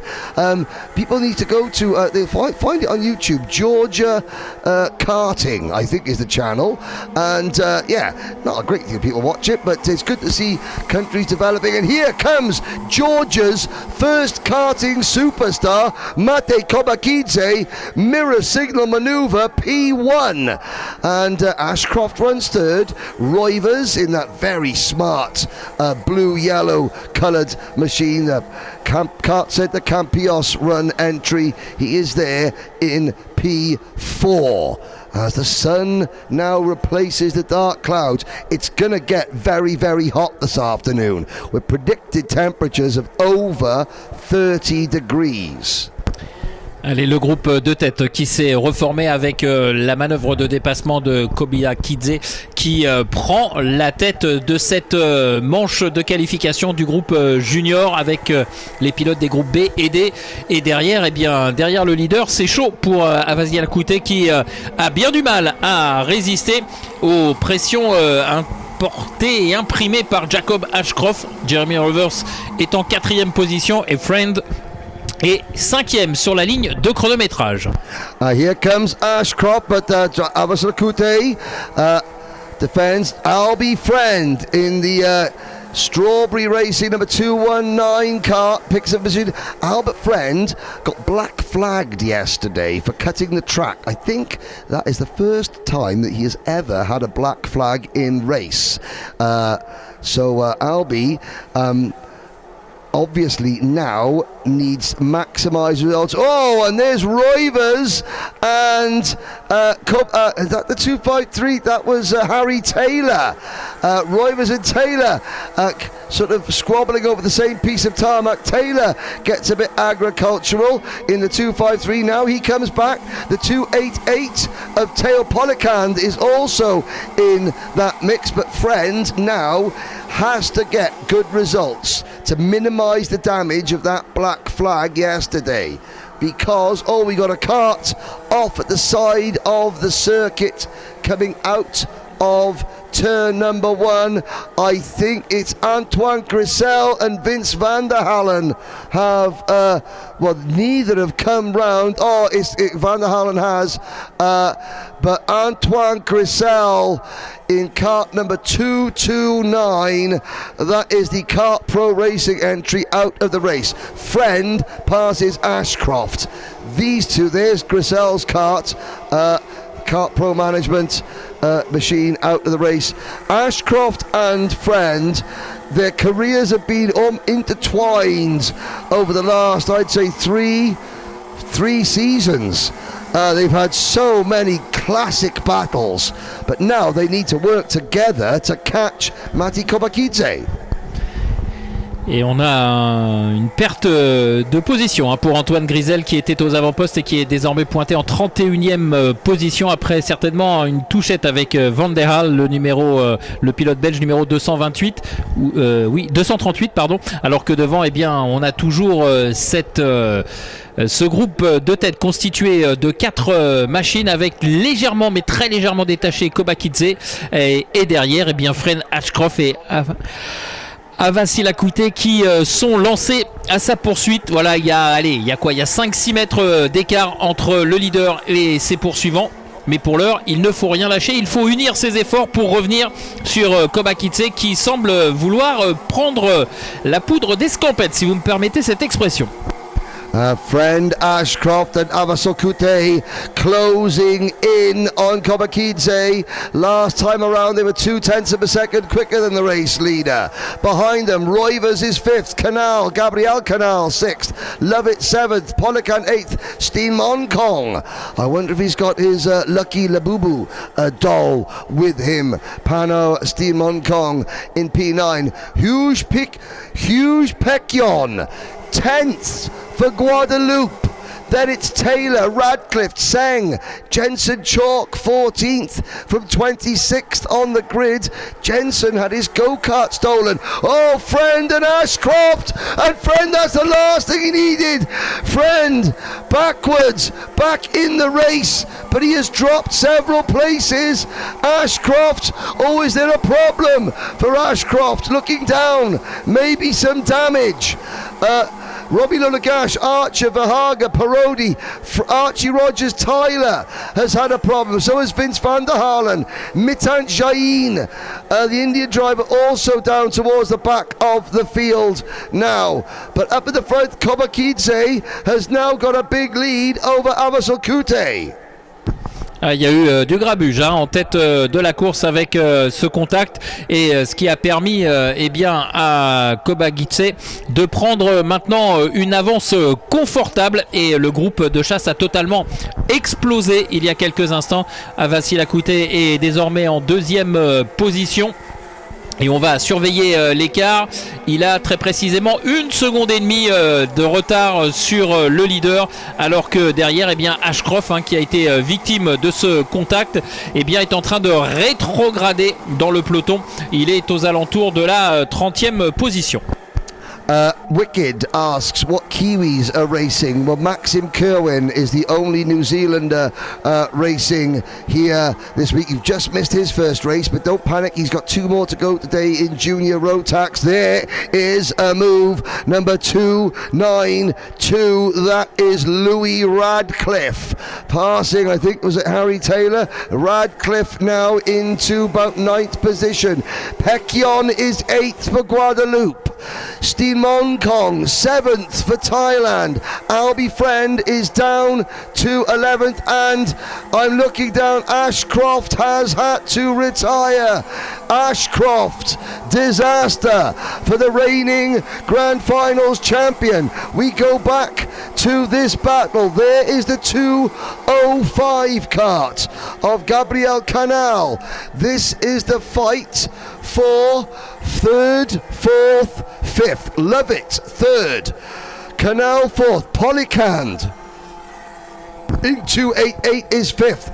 Then it is Roivers, Steen Monkong, Taylor, Ratcliffe and Pekyon at the back of this group for Guadeloupe, Friend, Van der Weyken, Seng, Robbie Lolagash and Chalk, the rest of the top 15. But Georgia, Mate Kobakidze are about to take their first heat win in an international at this stage. This is the second highest tier of Rotax racing, behind only the grand finals themselves. So, in the world of Rotax, Georgia are on course for their best ever result. Allez, devant, eh bien, la course semble entendue pour les deux premières positions avec Kobakidze et Avatsirakwite qui sont largement et confortablement installés respectivement en première et deuxième position. Et derrière, eh bien, c'est la grosse bagarre puisque Archie Lovat est en troisième position actuellement, mais Théo Polican a pris le meilleur sur Gabriel Canal il y a quelques instants. Et Théo Polican qui essaye de revenir sur le troisième, mais pour l'heure ça semble un petit peu juste. On va rentrer dans quelques instants dans le dernier tour dans moins de 200 mètres maintenant. So the two leaders are well clear. This battle for, well, this is the battle now for 5th, 6th, 7th, and that's the Jan Holland Racing 253 of Taylor just getting squeezed wise. The 202, that is Steen Monkong with help from, this is Thailand and Guadeloupe battling together or helping each other. The 202 of Steen Monkong in front of them, wheel to wheel between Louis Ratcliffe and Harry Taylor, and they almost run out of road. Here comes Pecchion now to the inside of Steen Monkong. Huge Pecchion for the PB kart team. Well, the first time ever Guadeloupe has been represented, and they're on course for a top 10 finish in a heat race as things stand.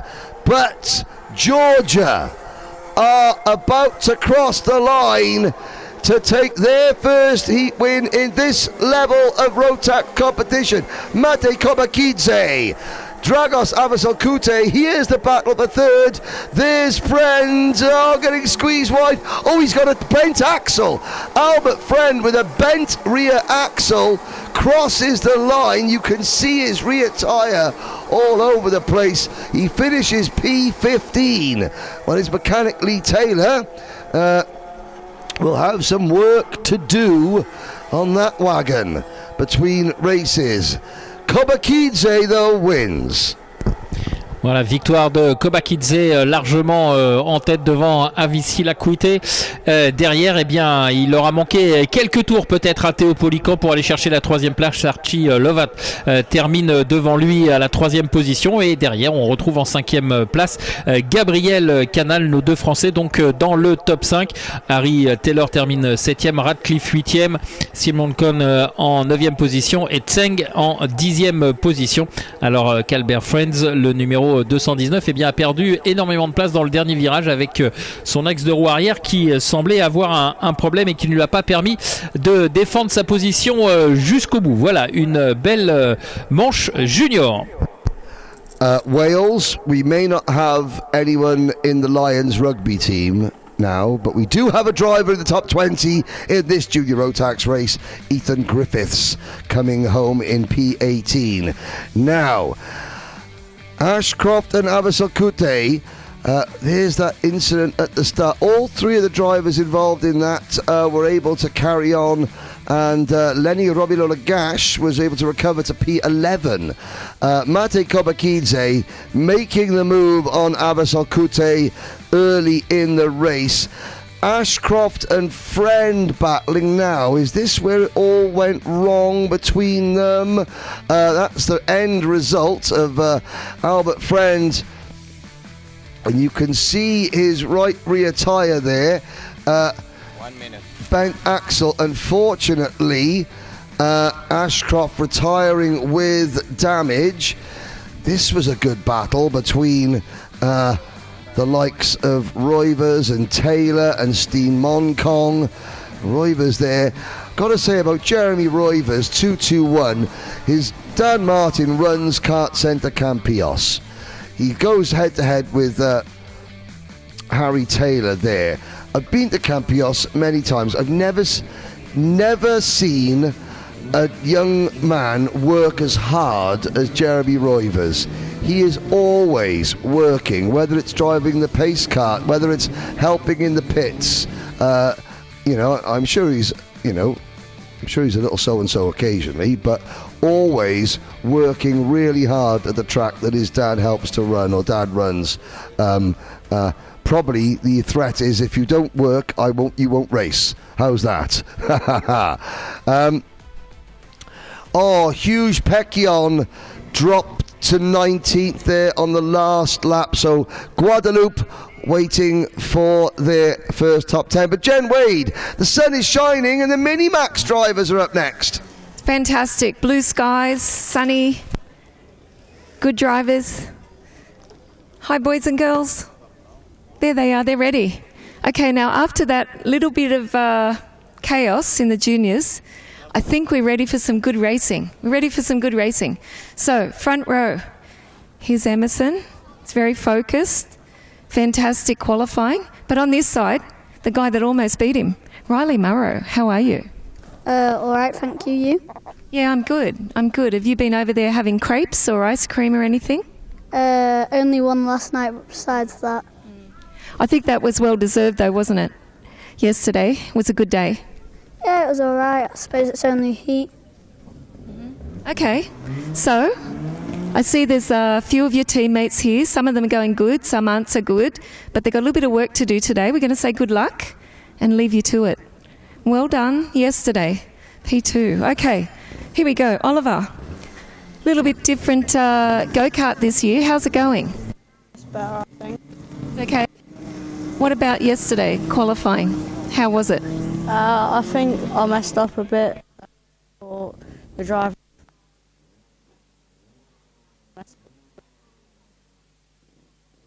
I think it can go a lot better for anyone unless they're in pole position. Is that right? Do you think it's usually you just want pole? Is it? No. It's not an easy track. Okay, we're going to leave him. Alrighty.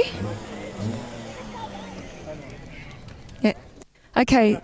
Sometimes my microphone cuts out, Henry, because I think everyone's got radios and there's lots of telemetry. So just looking here, Austin Oman. Of course, some of these kids from the grand finals have been on the podium like him, P3 last year. But now up in Minimax, not so easy. Okay, so the mechanics are leaving the grid. We're going to have to leave the grid too, I guess. Hello, Austin. Hi, everyone's watching at home. Relax. Okay, they're relaxed. We're going to leave the grid and go back to the commentary, but for now, good luck, everyone. Okay.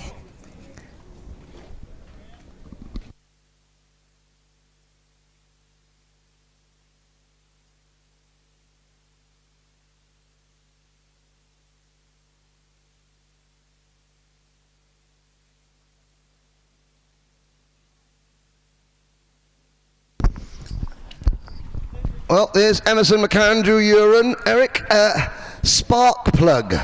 There was no spark in the plug. That's why Emerson did not start his first heat race yesterday. The good news is there's only 34 Minimax. There's nearly a full grid, so everyone will make the final. We have got, this is heat 2, heat 3 is later. They've got the super heat tomorrow. So it all is not lost for Emerson, who finished second in this event last year. Fifth in the grand finals for in the Minimax class, driving for the Dan Holland Racing team. His great-grandfather, Jeff Uren, was a British touring car champion back in the late 50s, early 60s, so he's got a pedigree. I'm not quite sure. Obviously, it missed a generation with his dad Wayne. Only joking, Wayne. But it's passed down to the grandson or the great grandson. Not quite sure which generation it is, but yes, Gentleman Jeff. He was called Jeff Uren. Very popular. The late Jeff Uren. Very, very popular indeed. And here we go. Engines are fired. It's Emerson McAndrew and Riley Murrow on row 1. Alfie Ward and Leo Livings row 2. Alfie Mayer on the inside of row 3 alongside Oliver Spencer. Julian Duemer, Mark Andrea Quesada, Austin Oman, Achilles Peruzzi, Attica Mia, Eddie Duncan, Tom Reed, Josh Cormack, Joshua Cook, Maria Roberto, Soren Gallagher, Leon Herberts, Ryan White, Harry Ratcliffe, Arthur Farrow, Ari Kallenberg, Max Jolly, the British O-Plate winner, Enzo Landry, Lucian Smith, Sebastian Behrman, the cousin of F1 driver Oliver Behrman and F4 driver Thomas Behrman, Robin Raikkonen, Tristan Abiels, Khalid Medwini, Tren Van Malik, Alex Baroni for the Fu drivers team, Felix Shuoting Chan, Armando Latortuesta and Nikola Georgievich. That is your full starting lineup. Allez, le peloton qui est en train de se regrouper dans la ligne droite qui mène vers le virage du Technopark. On est en train un petit peu de se jauger les uns les autres avec ce rythme très très lent imposé par McAndrew Uren qui est le poleman. C'est lui qui donne le rythme de ce tour de formation et qui va emmener le peloton jusqu'à la ligne de départ. You've got, Boy Rotax says hello. Hello, Boy Rotax. Linda McClear is cheering on Chloe McGill. She'll be going out in Micromax later on. Please keep your messages coming in on the 3MK live chat feature on the YouTube channel. The drivers do know. There's Robin Raikkonen. False start. On le voyait venir, hein. Départ à refaire, procédure de départ à relancer.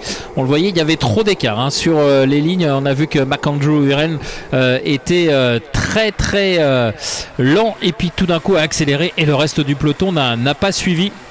Ce qui fait qu'on relance la procédure de départ. Now, as Robin Raikkonen, he's struggling, I think, a bit of straight line speed. There's a waft issue for Robin, who is runs up the front everywhere else. He's struggling this weekend. Obviously his dad Kimmy working really hard with Robin. Robin's still smiling, but it is a tough one. This morning I was in the Parc Ferme area and Jaco van Dijk was there, JMD Power. Jaco, who's a very, very well-known engine builder and Rotax service centre, his entire factory caught fire in the dyno room. I've seen the CCTV footage. It's a miracle no one was hurt, but Jaco has lost all his engines, but he's here helping out drivers that he can, and I'm sure the whole Rotax family wish that the JMD Power is back before long. But of course, everything went up in smoke. It was a horrific fire, and again, luckily, no one was injured or worse. Allez, c'est reparti cette fois. Est-ce que ça va être validé? Oui, ça semble être le cas, c'est validé. Attention, McAndrew Uren a, semble-t-il, gardé le leadership, mais derrière, ça a pas mal bougé. Et McAndrew Uren qui reste aux commandes. And a spin there going down towards turn 2. That could have been so nasty. That is Austin Oman, who very, very smartly stood on the brakes before the kart rolled back into oncoming traffic. Robin Raikkonen, who was the driver that was pitting? Somebody came in to the pits, I think, on the SFR Motorsport team. That's Alfie Mayer, and we're looking at one of the SFR cars. Julian Duemer on the Formula K kart there, goes up over the back of Alfie Ward. Now that's a new graphics kit for SFR Motorsport, that red and black, and they've even got graphics inside the side pods, where the metal side pod brackets are. That's all liveried up as well, and on you can see on the inside of the nose cones as well. And there's another. That's Alfie Mayer running wide, and Alfie Mayer slowing down a little bit. Raikkonen and Oman at the back. So Robin Raikkonen pitted. Obviously, something was loose and they put it back on very quickly. He came out of the repair lane and has joined the race down in 34th place. Oman 33rd. Achilles Peruzzi also in trouble early on, as we watch Oliver Spencer chasing down Riley Murrow. But Emerson McAndrew Uren, whose tyres are 1 lap fresher than everybody else, doing what he has to do. He now has to try and win both today's heat races, and then that will give him a place midfield in the superheat. More points available in the superheat, so he's not out of contention for an overall win yet. As Spencer for the SP, Stan Peck's motorsport team. They were the last team to leave the garages last night, SP Motorsport. It was 10 o'clock, I was still here, and the SP Motorsport team, they had a bit of Dutch party music going on as they were working away, making their wagons fast, and they have certainly, with the help of Lewis Hall, made that wagon, the number 142 of Spencer, quick. He's got to try and get past Riley Murrow, though, the Sam Pollitt Racing driver. Nouveau passage dans quelques instants sur la ligne de chronométrage du leader McAndrew Uren, mais il avait pris le large, mais finalement Murrow et Spencer, Riley Murrow et Oliver Spencer sont en train de revenir sur le leader McAndrew Uren, qui va bientôt voir la menace Riley Murrow être de plus en plus réelle pour lui, puisque l'écart qui était d'une dizaine de mètres, eh bien, s'est réduit de moitié, puisque Riley Murrow, entre autres, vient de réaliser le meilleur tour en course. Les deux poursuivants de l'homme de tête sont passés sous la barre des 58 au tour, alors que McAndrew Uren, lui, a tourné en 58,017 lors de ce dernier tour. Il a lâché un petit peu plus de 3 dixièmes à ses poursuivants. Oh, a collision down at the back of the field. You'll just see the drivers coming past the yellow flags now, as that was Arthur Farrow, Ari Kallenberg and Maria Roberto all coming to grief, and they're all out of the race, up and out of the carts, walking away. I think Farrow, his cart is still stranded. The marshals moving that away now. Roberto and Kallenberg return to the pit lane. That's a shame for those two drivers. Kallenberg, or their teammates, Kallenberg and Roberto, at the KR Sport team. But we've got a battle for the race lead, Eric, because McAndrew Uren has been caught by Murrow and Spencer. They've got a long gap back to Alfie Ward in P4. Alfie Mayer runs P5. The Farmer, Tom Reed is P6. Mark Quesada, Leo Livings, Julian Duemer and Lucian Smith round out the top 10.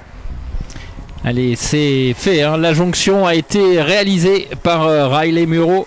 Tout à l'heure, c'était lui qui avait réalisé le meilleur temps en course, et c'est désormais Oliver Spencer qui est l'homme le plus rapide en course. Et il y a eu un problème. Ouais. Yeah, Murrow up over the back of the race leader. Was that help? Spencer now leads. McAndrew Uren second. Is there damage to the exhaust of McAndrew Uren's cart? Heart in mouth moment. Ouais, touchette, hein, c'est le moins qu'on puisse dire sur le trio de tête, et pour l'instant, eh bien, Spencer est aux commandes de cette manche, avec malheureusement, eh bien, des dégâts sur le groupe de tête, puisque le trio n'est plus qu'un duo maintenant. On a Spencer qui a perdu du temps, semble-t-il, et qui va devoir cravacher pour revenir sur les deux pilotes qui sont devant lui, avec cette ce nouveau rebondissement avec c'est Spencer qui mène, et c'est Murrow, autant pour moi, qui a été quelque peu distancé dans cette attaque lors du tour précédent. Austin Oman joins the list of retirements. Sadly, Austin, we got another side-by-side battle. McAndrew Uren back to the front with 2 minutes plus a lap to go. Spencer second. Have had Eddie Duncan is their P27. He's the only driver here for the TH Corsa team, as Spencer and McAndrew Uren swap the lead out on the banking. Great racing, Spencer back in front. TH course set up by legendary KZ2, Championship KZ2 winning mechanic Ian Thompson and Clay Pigeon legend Lewis Halliday. Thompson's the T, Halliday is the H, the C is for, well, come on, get up the order, Eddie. That's what the C stands for.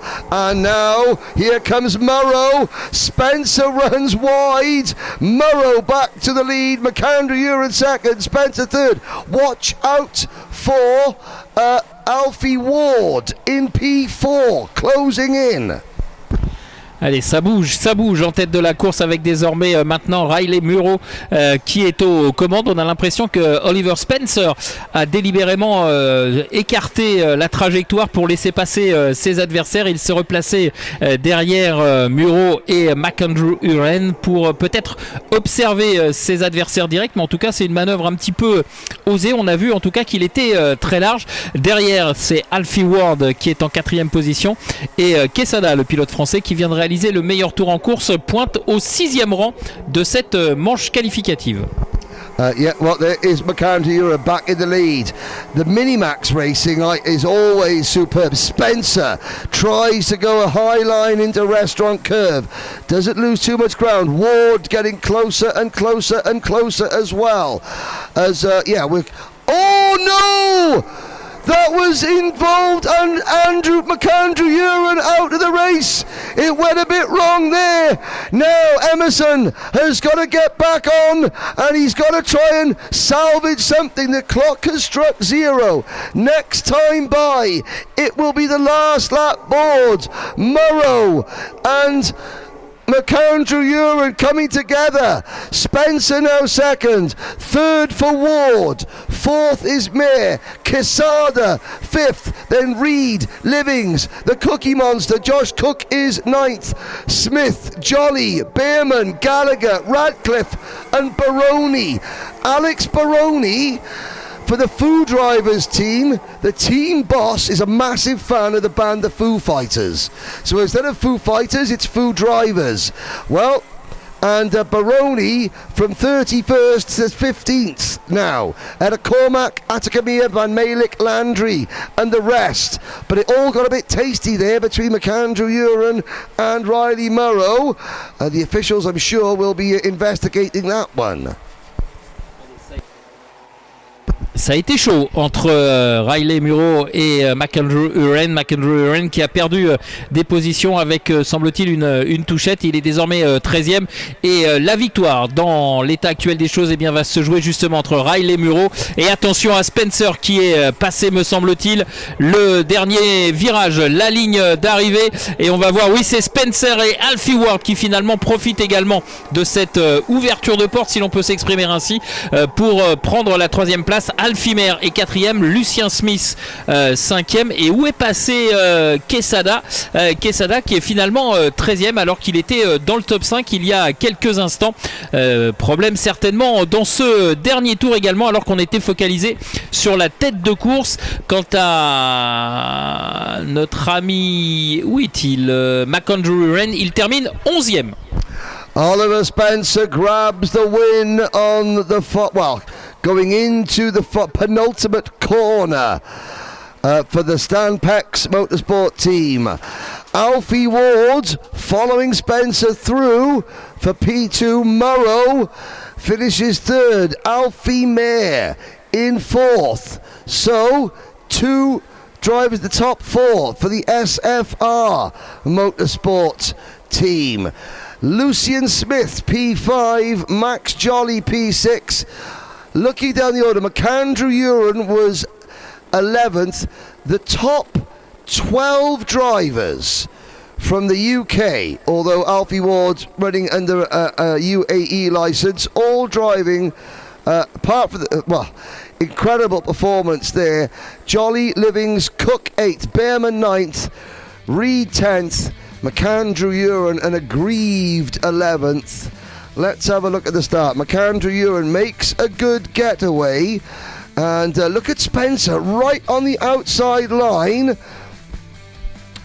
And Austin Oman, there at the moment he is second, but as he comes out of the first corner, Oman just gets turned and he's got to stand on the brakes there.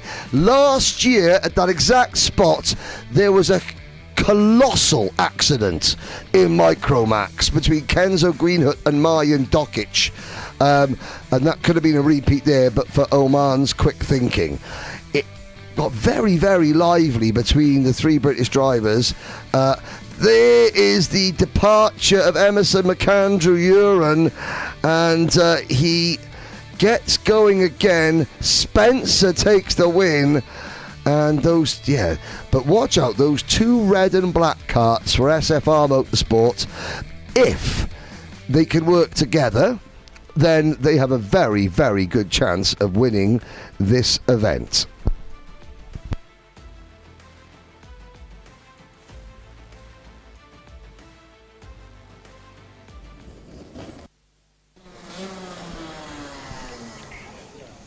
Well, down here on the Micromax grid, it's relatively calm, and there's another young lady on pole position. Ava, who lives in the UAE. Ava, only a short one because I know we're ready to go. What about yesterday? Pole position, wasn't it fantastic? Yes, it was indeed. Yes, it was indeed. Anyone you'd like to say a quick hi to before we run? Hi. Hi to everyone at home in the UAE and Australia. Yeah. Yes. Okay. Good luck. I'm going to just move off the grid a little bit here so I don't get run over. Hello. How are you? I'm good. Would you like to tell everyone who you are, where you're from? I'm Guido Bargani, and I am Mexico, Serbia, and Italy. Okay, I thought I'd let him explain that. Okay. And the UAE. Okay, we're going to say good luck and hi to everyone in all those countries. We're going to move off the grid so we don't get run over quickly. Good luck. Welcome to Lemore. And welcome to Lemore. Thank you. You're welcome. I will have a great day. That's the kind of attitude we need. Fantastic. Have a great race, everyone. Henry, what a lineup. Well, I've got to say, Jen, Guido Ebergheni's running with the MLC Motorsport team, and the whole team have just fallen in love with Guido's infectious enthusiasm, not just for karting, but for life in general. You cannot help but smile every time Guido comes into a room. The phrase, you light up a room, that is Guido Ebergheni all over. And he's quick in a go-kart too. Also quick, and the quickest of them all, yesterday in Micromax, Ava Lawrence, the young lady, Aussie family, based out in Dubai. It's her and Ebergheni on row one. Yesterday's heat winner, Charlie Page, privateer driver, Charlie Page, will go from the inside of row number two. Charlie's mum has said, you can see Charlie's kart, the white kart, it's half bright green, half bright orange. She'll dye her hair half green, half orange if he wins. Then it's Jamie Septier, RBJ Stubbs, Benedictus Masiokas, Dian Pahal, Connor Haufer, Jan Wozniak, Harris Barber, Samar Chopra, Franisek Malik, Luka Radenkovic, Jules Chesh, Alfie Garrett, Noah C, Vincenti Silva, Toby Biggs, Dax Farah, Timothy Pieta, Pedro Faria, Chloe McGill, who's Nan Linda's watching back home, Arlo Gamble, Marian Jokic, one of two drivers from Montenegro here this week, Albert Ferro, Makita Zakharenko, Elia Dirk-Dide, Kenzo Greenhut, Nikola Radetic. Oliver Woodall was only turned 8 years old in May. George PLA, Mikhaili Berda, Arthur Bowers, who also only turned 8 years old in May, and Maximilian Rachkovsky. Ava Lawrence qui est en train d'emmener le peloton sur la ligne de départ. Attention pour cette manche qualificative catégorie micro. On va voir si ça va passer pour la poleman. Le verdict de la direction de course. Oui, c'est parti. On est parti pour 8 minutes avec un très bon départ d'Ava Lawrence qui garde la trajectoire intérieure avec dans son sillage le numéro 14 Charlie Page. Charlie Page qui passe en deuxième position aux dépens. Oula, attention, il y a eu du grabuge derrière avec 3 ou 4 cartes qui sont partis au large. And a kart spinning coming out of turn number 1. We've also got a driver who has retired on the run tonight. It looks like a Praga kart. I think that might have Ilaya. Out of the race, that looks like number 19. That is Pedro Faria out of the race. Also not taking the start, driver number 24, Elia Dikrida for the M-Tech Praga team. So dramas at the start. Page and LBJ Stubbs has the race lead. LBJ Stubbs had a horrific crash in practice on Tuesday. Was it Monday or Tuesday? I think it was Monday. Kart barrel rolled, landed on him. He is nursing a hand injury. It's not slowing him down any though. Page there in third, up at the front, Page there and Stubbs 1 and 2. Then it is the number 80 kart of Ava Lawrence and the 13 of Guido Ebergenyi. Behind them, Dian Pahal, the only driver here on a British-built chassis. It's an RCE chassis, Richardson Chassis Engineering. Dave Richardson and his team of independents, I think they're based in Coventry in England. 343 drivers, one of them on a chassis made in the UK. That's number 23, Dian Pahal, as we have got Stubbs now leading. Changement de leader au passage sur la ligne de chronométrage avec Stubbs maintenant qui est en train de mener le peloton avec Charlie Page dans son sillage qui lui imprime une grosse pression, et Ava Lawrence après deux premiers tours un tout petit peu délicat est revenue aux avant-postes et elle devance Ebergenyi pour la 4e position. En tout cas on a un quatuor là de pilotes qui s'est légèrement détaché avec donc, je vous le rappelle, Stubbs, Page, Lawrence et Ebergenyi qui sont tous les 4 aux avant-postes. Reste à savoir qui va s'imposer. Oh, and a problem up at on the banking. We'll have a little look. Somebody has gone off. I think it's Jan Wozniak. Jan Wozniak with issues, and there is the Polish driver Wozniak. Well, we can show you that now because Jan was under the cart and he is walking away probably more angry that he can't get started again. Benedictus Masiokas up into P5 sets the fastest lap of the race as we watch Stubbs from Page. Ava Lawrence is third, Ebergenyi fourth, Masiokas closing in 5th with Septier, Pahal, Barber, Alfie Garrett. Well, Kerry Probert is trying to watch Alfie Garrett quietly at work. Kerry, I don't think it's going to work. I don't think that's going to happen.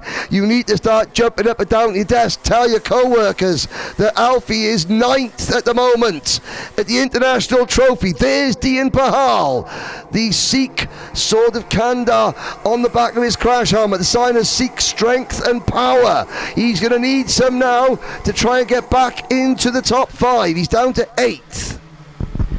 Allez, c'est toujours bien Albijé Stubbs qui mène la danse dans cette qualification micro avec dans son sillage Charlie Page et Ava Lawrence qui doit s'employer pour essayer de résister aux attaques de Ebergeni qui se fait de plus en plus pressant, et à force de résister Ava Lawrence, elle permet sous l'impulsion de Benedictas de voir le groupe de tête compter beaucoup plus de pilotes, puisqu'on retrouve Benedictas, Septier et Barbier notamment qui se sont joints au groupe de tête, et désormais on a 7 cartes qui sont conjoints aux avant-postes de la course, avec un nouveau passage sur la ligne de chronométrage pour Stubbs devant Page, Lawrence, Ebergeni, Benedictas, Septier et Barber. Alfie Garrett gagne une position aux dépens de Singh Pahal. The lead group, 96. Sam Pollitt Racing's LBJ Stubbs, Privateer driver Charlie Page, Strawberry Racing's Ava Lawrence. Ava Lawrence looks to the inside of Page. Page defends. They both run a bit wide. Here comes Guido Ebergeni, the biggest smile in karting. Ebergeni has third place for how much longer? Not much longer. And look at this, they're 4 wide coming off the banking. Masiokas with the yellow top of his crash helmet, Harris Barber and Alfie Garrett, Jamie Septier with the orange front. That is Septier in kart number 86, the kart pro driver. Then it is Garrett, Pahal and Dax Farah rounding out your top 10. Allez, ça bouge en tête de la course avec Ava Lawrence maintenant qui est en 4e position. Charlie Page est 2e et c'est Albi J. Stubbs qui mène la danse. Benedictas est 5e avec Barbier et Septier dans son sillage. Mais attention, ce groupe de tête, ce groupe de chasse maintenant désormais lancé à la poursuite d'Albi J. Stubbs, va évidemment bouger dans sa hiérarchie. Et on le voit, à la sortie du banking, il y a des attaques incessantes. Alors, qui a pris la 4e position? En tout cas, c'est chaud. Attaque certainement au bout de la ligne droite. I have to say there, Masiokas with the Ayrton Senna tribute crash helmet. Somebody said something very, as we got to the final minute, somebody said something very emotive to me in the USA a few weeks ago.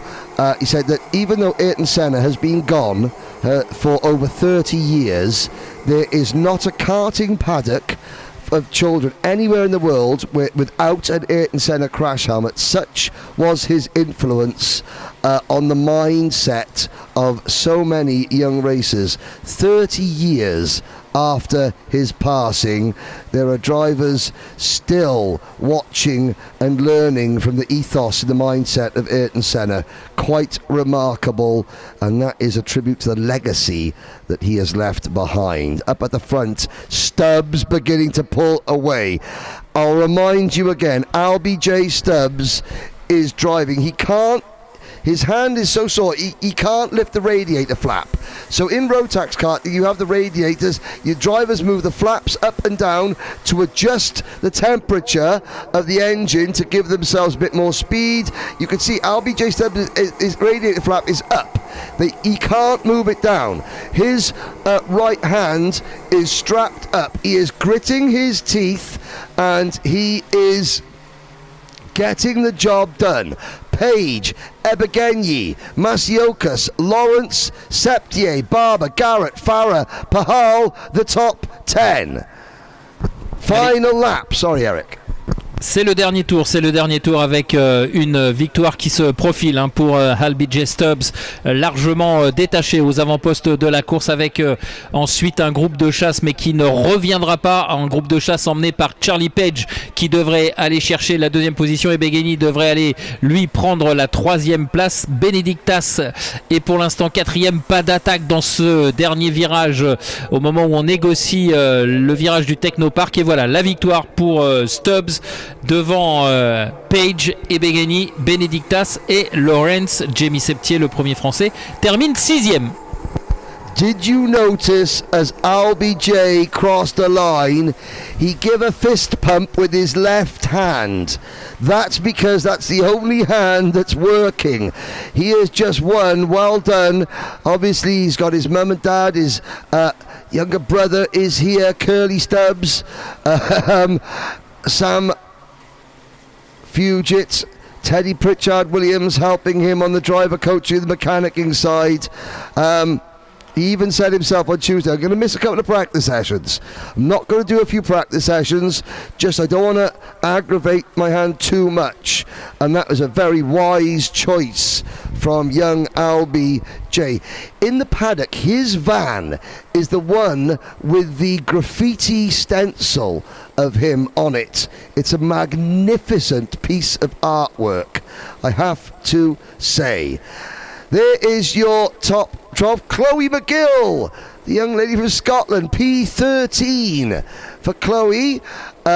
Radenkovic, McGill, Pieter, Rachkovsky, Vincenzi Silva, Kenzo Geenhut, Albert Farrell, Connor Haufer, Samar Chopra, your top 20. Now, the two youngest drivers in the race, Arthur Bowers, up 10 places to 23rd, and Oliver Woodall up 5 places to 25th. At the start of the year, those drivers, they weren't allowed to race. They weren't allowed to race this class because they were still 7 years old at the start of the year. So they're the two least experienced drivers. This is Page battling with Stubbs. Further back, Guido Ebageni, and this was 4 wide coming off the banking. Look at Masiokas, though, in the yellow crash helmet. He made through. There is the number 86. That's Jimmy Septier, who did a very good job coming home in P6 ahead of Alfie Garrett. And we watch the drivers cross the line. That is the micro heat. 2 out of the way, and Jen Wade is going to be speaking to the first of over 100 senior entries that we have. There you go, Jen, take it away. Seniors, and Tom Strell's also much bigger than me now.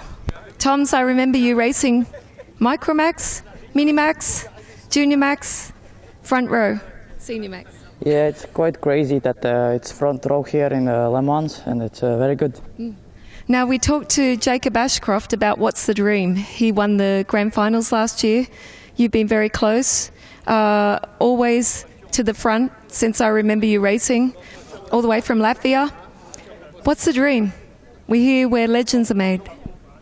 I'd say the big dream is, of course, Formula One, but if that doesn't work out, then I would really love to race here in the 24 hours of Le Mans someday. Okay, so maybe one day we'll be coming here to watch you on that track, not this track. But what a dream, and what a great race to be here with all these international drivers, and of course some that you know as well from the European and different international events you do. Yep. It's really very competitive, but across here and right behind you, you've got, I think, some of the best drivers in the world in seniors, but so young. How old are you now? Right now I'm 14. 14, okay. We're going to say keep dreaming. We're going to watch the race. Good luck. Well done. Okay, so here we go. Who else have we got? Oh, we got a couple of guys here from the kart management. I'll hop in the middle. Alrighty, and you are? Elder Gilter. Okay. And there is your teammate running away. Come back. Okay, I don't know. I'm not speaking French. Je ne pas parler français? Yeah. Yes, I don't speak French. Maybe you can tell us in French what it's like to be on this grid? I don't speak English. Yes. Speak in French? Yes. Enfin, oui. Yes. Okay, he speaks French. Yeah. And yourself, to be here racing in Lemore, parler français? Oui. He does speak French as well? It's going well. This is the thing, Henry, when you work with children and animals. Good luck. Thanks. Thanks. He said thanks. Good luck. Merci. Okay. That's my attempt at French. Good luck, guys. Great to have you here. 2 teammates from kart management, close to the front of the grid. Okay. Anyone would like to say hi to their mum? Mr. Garrity? Focus. You haven't got your helmet on and you're not speaking French, speaking English. Yeah. Is there anyone you'd like to say hi to? Because I know that we're just trying to calm you down a little. It's going to be a big race. I don't know really. Probably my mum at home watching, Nan and Grandad probably watching, so yeah, them. I reckon they would be watching, and you'll be watching later to see what did I do in that race, what could I do better. How's it going so far? It's not terrible, but definitely not been as competitive as I'd like to have been, but we'll keep chipping away over the weekend, see if we can get there for when it matters for the final.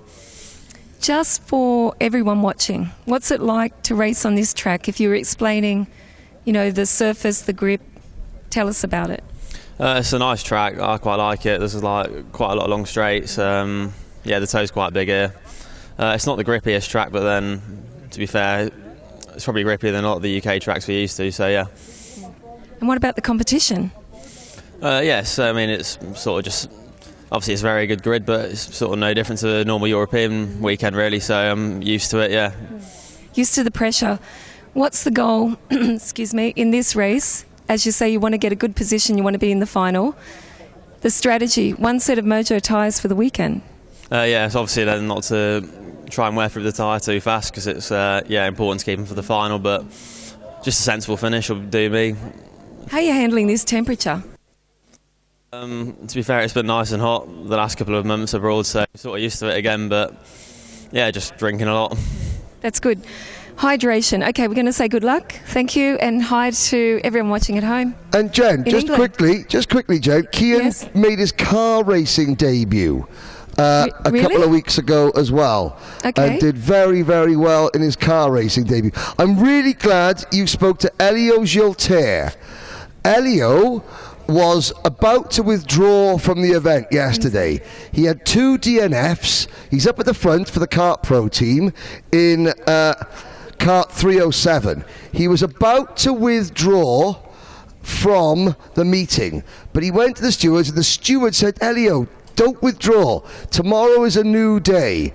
So he is back with a renewed sense of urgency today, and that is really good. He's up towards the front of the grid, but there's some great stories further back as well.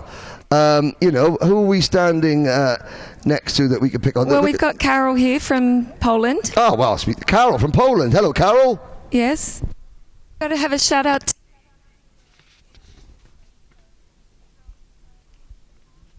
Dzień dobry, witam wszystkich.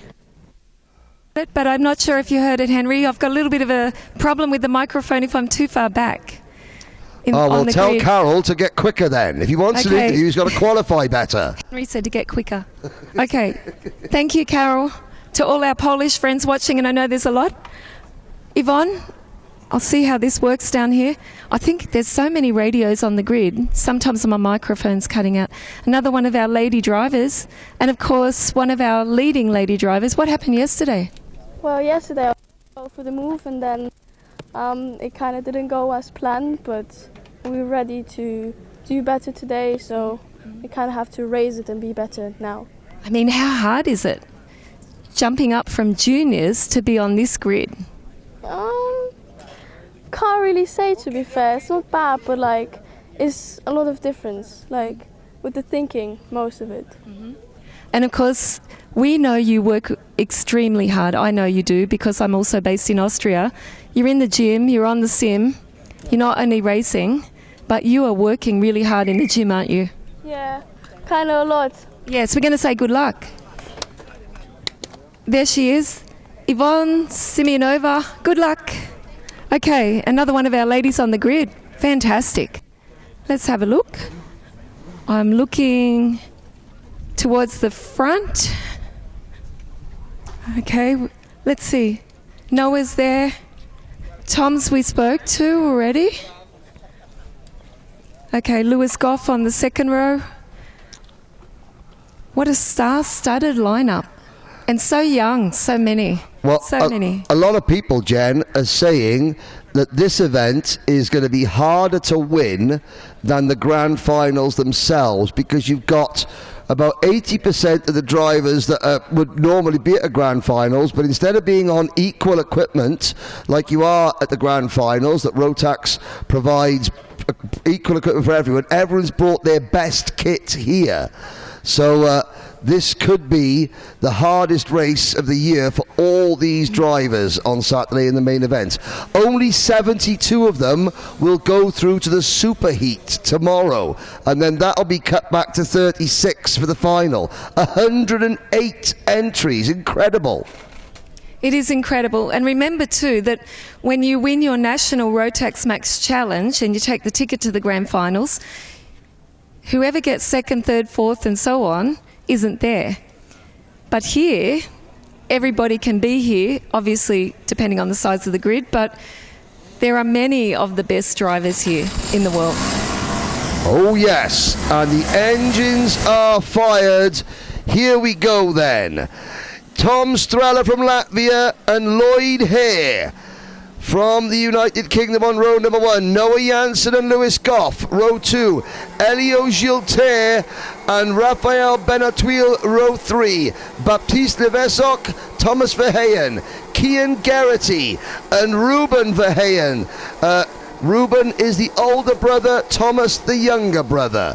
Then you have Alexander Lemore, Matteo Bordier, Yvonne Simeonova, Ollie Wise, Leon Forestier, Baptiste Mounier, Carol Kaminsky, Andy Bouillon, Theo Lemoire, Tillian Fernandez, Oscar Lambert, Esteban Pichard Totillier, Tiziano Antola, Alexandra Piquet, Antoine Mela, Tino Potier, the notorious BIGI, Alessandro Biggie, Lex Quentins is not there, Ethan Thorne, Christopher Holst, Ksvari Lissak, Sean Butcher, Ladeo Kukjanidze, Anis Tazi, Hamza Al-Fayez and Clement Outram. Now, in qualifying yesterday, 24 drivers had their times disallowed. Sean Butcher was one of them. In his 3 heats yesterday, he gained 78 places overall. He passed 78 drivers, more than anybody else, as the lights go out. Allez, c'est parti pour cette première qualification avec une entrée dans le premier virage assez disputée, mais pour l'instant c'est Tom Strill, le leader, et le poleman plutôt qui garde l'avantage. Derrière, tout le monde semble passer sans encombre, même si on a des trajectoires un petit peu différentes. C'est normal, dans le premier tour on cherche à se faufiler, à prendre le meilleur passage possible pour grappiller quelques positions, parce que c'est maintenant que les places se gagnent dans ce premier tour, pour ensuite et pourquoi pas aller chercher beaucoup mieux à l'issue de cette manche qualificative. On vous le rappelle, on est parti pour 9 minutes plus un tour. Dans quelques instants, le retour du leader Tom Strill qui mène la danse avec 3 pilotes derrière lui, alors qu'il y a eu un pilote là qui est parti au large. De qui s'agit-il? Je me demande si c'est pas That was a wild ride. Oh, Elio Gilter. Elio Gilter, that was a wild ride for Elio Gilter. Now, amongst the Clement Outram, 36 positions gained in his 3H yesterday. Hamza Al-Fayez, 37 positions gained, but that was including a DNF for Hamza after a monster crash into the barriers in heat number 2. He started last and finished last, so he has gained lots of positions. We'll talk about some of the other drivers, the big movers, but Sean Butcher up 6 positions on the opening lap this time around. Elio Gilter has been given a black flag for cutting the track. Oh, Elio, it's just not happening. He arrived this morning. He was going to withdraw. The steward said, no, don't. He's been given a black flag, and it's gone from bad to worse for Elio. His luck will change. Go and buy a lottery ticket, Elio. All your bad luck is at the kart track. Maybe Lotto will be your saving grace. We've got a battle for the race lead. It's number 397, Lewis Goff. Into top spot, ahead of Tom Strella, who's now defending from Lloyd Hare. Allez, ça se bagarre aux avant-postes de la course avec cette fois Lewis Goff qui a pris les commandes et derrière, eh bien, Tom Strill est en train de livrer bataille pour conserver cette deuxième position. Il est menacé par Lloyd Hare et Noah Jensen qui est juste derrière. Les trois hommes qui sont roue dans roue avec Cian Geraghty qui est donc cinquième maintenant. Lemore Sikre est en septième position. C'est le premier pilote tricolore avec Baptiste Levezac en 8e position. Juste derrière lui, Baptiste Meunier est un petit peu plus loin à la 12e position. Après un groupe de Français de la 14e à la 17e position avec Malheur, Bordier, Gilter et Forestier. Elio Gilter donc désormais 16e. Mais qui a été concerné par le drapeau noir, donc Elio Gilter n'est plus en course. Well, Lewis Goff in the Sam Pollitt Racing Alchemy Car Care sponsored machine, streaking away at the front of the field. This is the battle on screen we're watching for second place. Strella has it here. Janssen wants it. The 3G Racing car of Noah Janssen. You can see it's got the traditional Tony Kart like colour scheme, pattern, but they changed the colours. The green and red has been swapped for black and hot pink, which is very distinctive. He is ahead of Geraghty, Ruben Verheyen, Alexander Lemare, Sikre, then Baptiste Levezac. Ivion Simeonova is up into 9th position. Mounier is 10th. Oscar Lambert up into 11th place, ahead of Thomas Verheyen, Ollie Wise, Antoine Mahler, Matteo Bordier. Butcher already up 13 positions to 19th place. Further down the order, Hamza Al Fayez up 11 positions to 24th position. And other big movers, Clement Outran up 8 places. As we watch Lloyd Hare going to the outside of Tom Strella. Is that a Slim Shady? Not quite. Round the outside. And actually Lloyd Hare loses a position.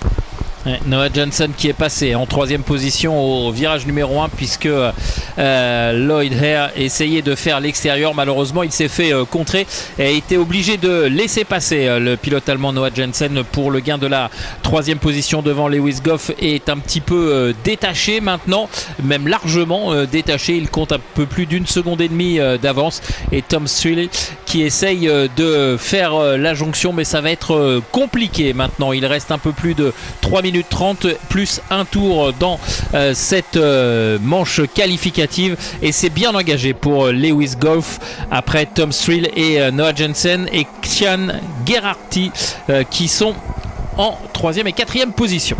And the 373 of Geraghty there, Lloyd Hare being forced off track, comes back on, loses several places, and now in front of Levezac, Simeonova, Baptiste Mounier, then Lambert, Oscar Lambert in the number 320 kart. Another driver for the MLC Motorsport team. MLC Motorsport, if you're watching in the UK, MLC Motorsport had their race truck broken into at the factory in the Lincolnshire area last weekend. So there's several Cosmic chassis floating around somewhere that are in the wrong hands at the moment, as well as engines and exhausts, but they'll all have P1 racing on them. Oh dear. And so if you're watching in the UK and you're offered any Rotax parts from somebody that normally doesn't have go-karts, then yes, please be aware and look at the MLC Motorsport Facebook page. There will be some serial numbers on there that you can look at, so that we can at least prevent equipment from getting into the hands of the wrong people. There on your screen, that green, white and black kart. That is the RS competition livery machine, I believe, although I'm trying to see who would be in that kart at the moment. Maybe it's a different team, I will have to check. Going through, cross the line, Ruben Verheyen in kart number 348. That is the RSC competition kart that we were looking at. There's Lewis Goff. Well, Alchemy Car Care, I would imagine they make your car look nice and shiny. Lewis Goff has got a nice shiny wagon at the front, no tyre scuffs on it because he is clear of all his rivals. Strella, Janssen, Gerety, Verheyen, Hare, Lemore, Simeonova, Mounier and Lambert, your top 10. Sean Butcher up 19 positions. He's up to P13 now. Clement Outron up 40 positions to 22nd. Hamza Al-Fayez has dropped a couple. He's down to 26th position. Karol Kaminski has joined the list of retirements as we watch the lead, well, the chasing pack. And there is the RM Concepts machine of Alexander Lemore defending from Ivion Simeonova in the Sandro Lukovic Racing entry. Allez, nous sommes dans les 2 derniers tours puisqu'il reste moins de 30 secondes maintenant dans le temps réglementaire. On va se diriger vers une victoire, semble-t-il, assez facile de Lewis Goff. Et vous le voyez dans le peloton, eh bien, on bagarre toujours, et notamment ce duel qui oppose Lemore Sicré à Simeonova. Et pour l'instant, c'est chaud entre les deux cartes. On ne se fait pas de cadeau et on est passé, là, semble-t-il, pour... la réplique au bout de la ligne droite qui mène au virage du Technopark. C'est à couteau tiré là, et c'est Lemore Sicré qui essaye de prendre le meilleur sur Verheyen là, mais pour l'instant ça passe. Voilà, Lemore Sicré qui prend la 7e position, Lambert est 8e, Simeonova 9e. Oscar Lambert there in kart number 320, pulling off a good move there to pass Ivan Simeonova. Now Lambert moves on to the rear bumper of Alexander Lemore Sicré.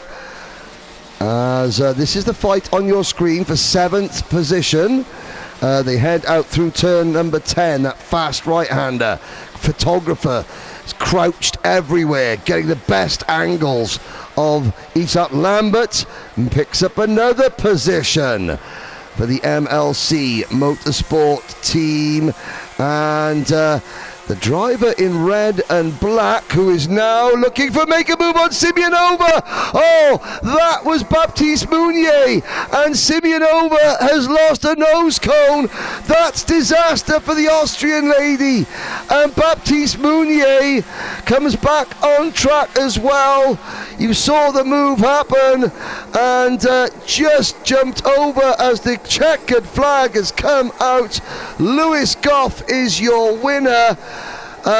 Strella second, Janssen third, Gerety fourth, Hare fifth, Verheyen, Lambert, Lemore and Sean Butcher on the road. That's another 23 positions gain. Now I'll wait till the results are official before we do our calculations, but if things stay the same, that means that in 4 9-minute plus 1 lap heat races, Sean Butcher has gained 101 places on track. Let that sink in for a minute. What's 9 times 4? Not much. 36. 36 minutes plus 4 laps. And he's gained 101 positions on track. That's why we love Rotax karting, boys and girls. Let's have a look at the start. You could, here on the outside, Lloyd Hare's been getting better and better at starts throughout the weekend, the week so far. Qualifying on the outside front row, gaining confidence. Strella led initially, but Lewis Goff, there was, I'm sorry that Ron and Stuart Lynn and everyone back at Alchemy Car Care, there's no work being done in the office. There is the move Not quite. But by this point, Lewiskov had made the move. This is here, going for the Slim Shady, which is round the outside, but not quite working at that point. There is Verheyen, Ruben Verheyen in the number 348 cart.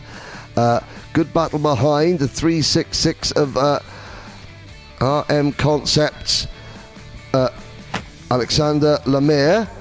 Now Simeonova. This was the last corner. Mounier.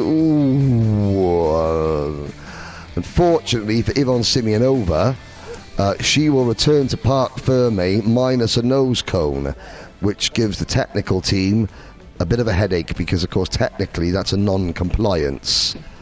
We shall see.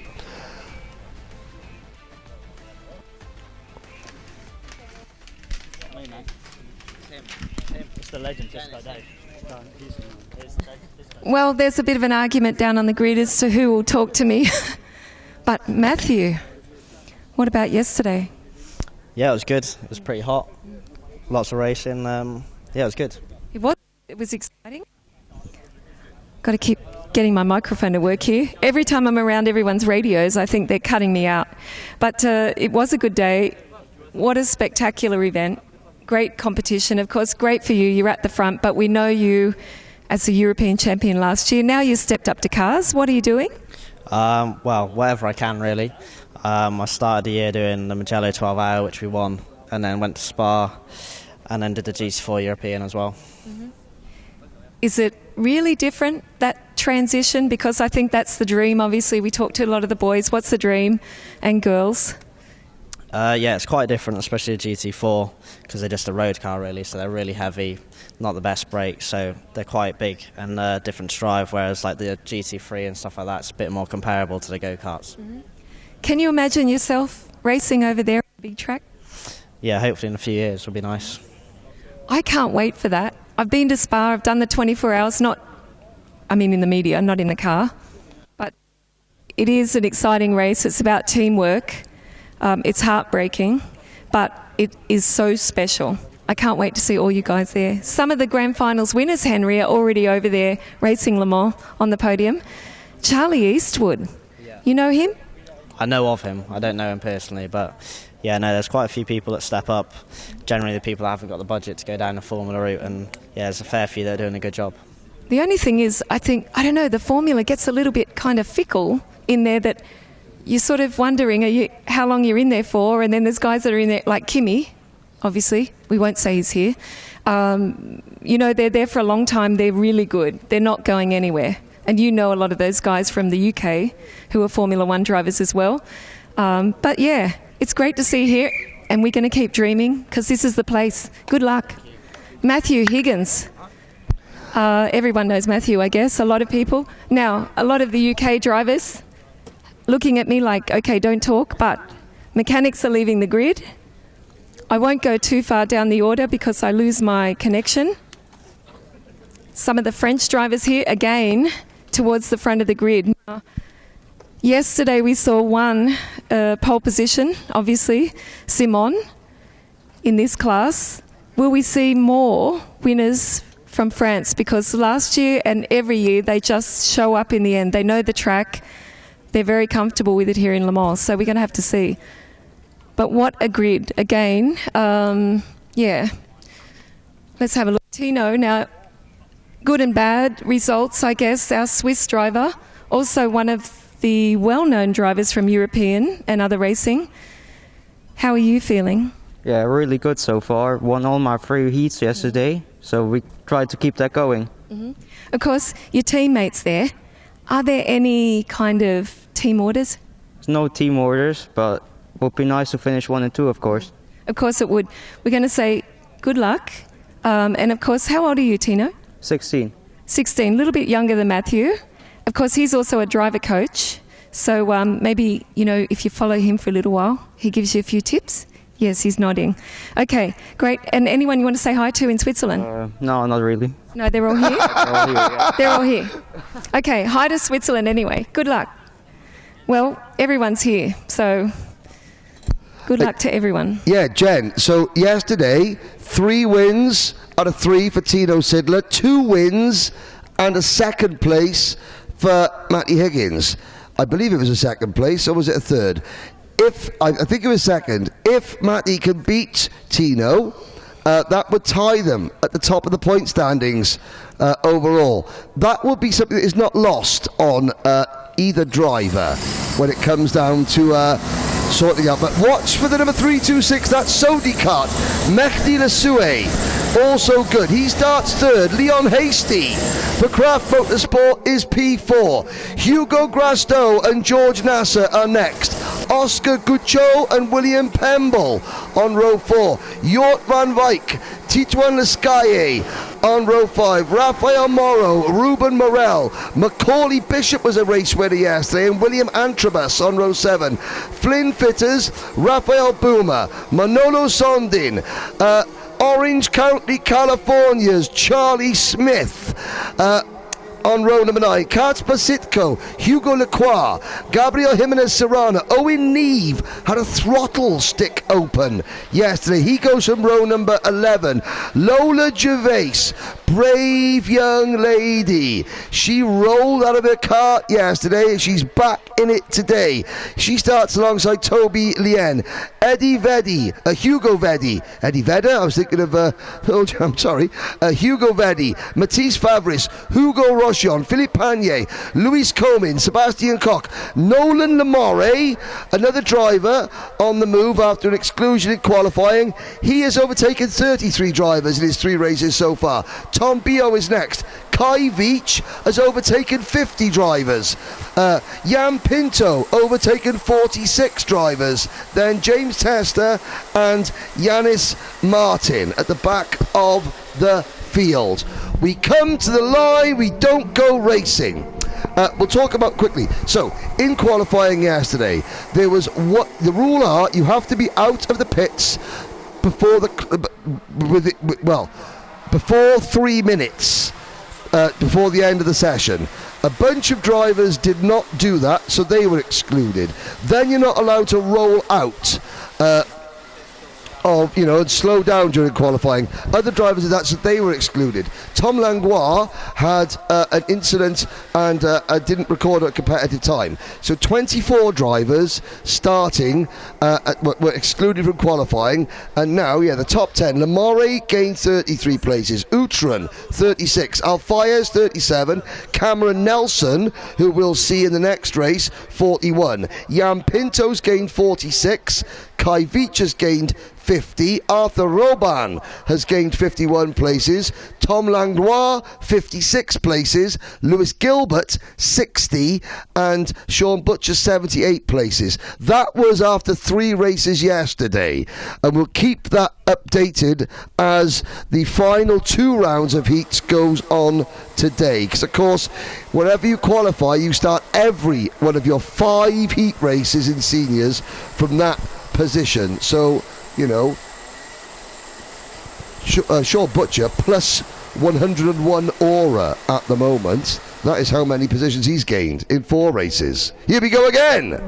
Allez, cette fois c'est bon, c'est parti pour cette première manche qualificative senior avec à l'intérieur le leader Matthew Higgins, enfin le poleman qui maintient sa position, et derrière Tino Sidler qui plonge en 2e position, alors qu'il me semble que Mehdi Lassoue, me semble-t-il, est passé en 3e position. Il a conservé sa position de sa grille de départ, et Leon Hasty est en 4e position.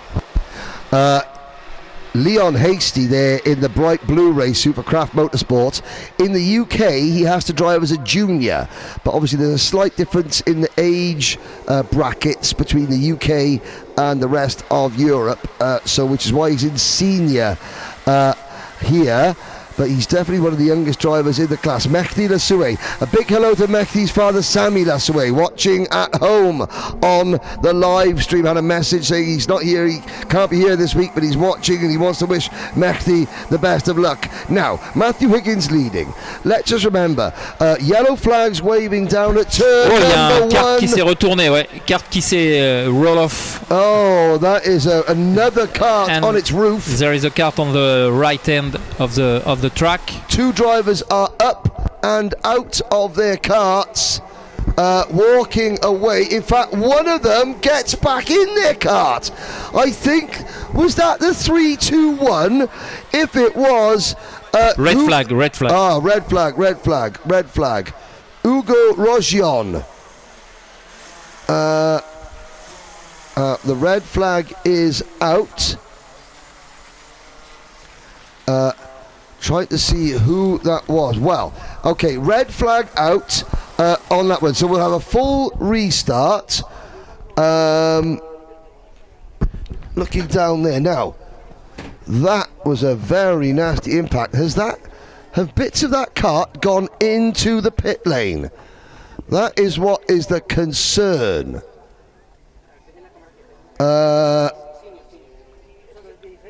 Right.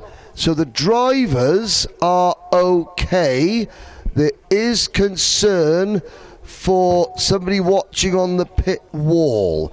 We're not going to show any of that. The 2 drivers involved, Hugo Vedi and Hugo Rogion, Yanis Martin, Kai Veach and Lola Gervais also showing us not coming around, but both drivers are up and out. What we'll do, we will take time to show you some of our sponsors and advertisers. So we'll have a commercial break and we'll be back with you when we know a little bit more. But the drivers are okay and just working on the spectator area.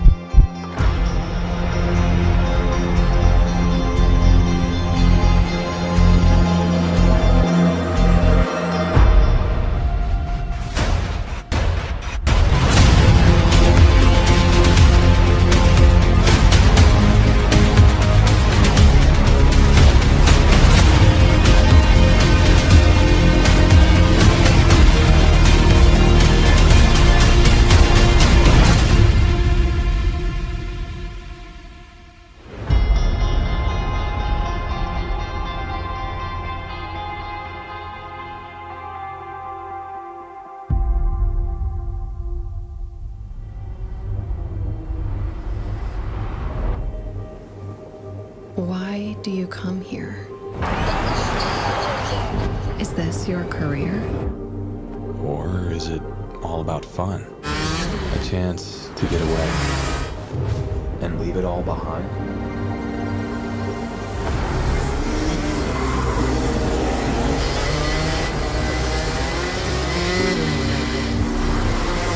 Or do you chase your personal best? Challenging yourself over and over again. Why do you come here? Maybe you're here to collect moments. Good ones. And not so good ones. where you can't afford mistakes because you want that victory.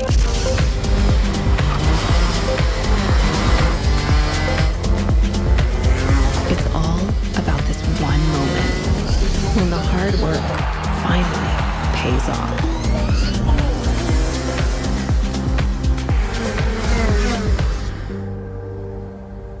This is the place that brings us closer to the people who share our story. Whoever we are, Whatever we're here for, racing is who we are.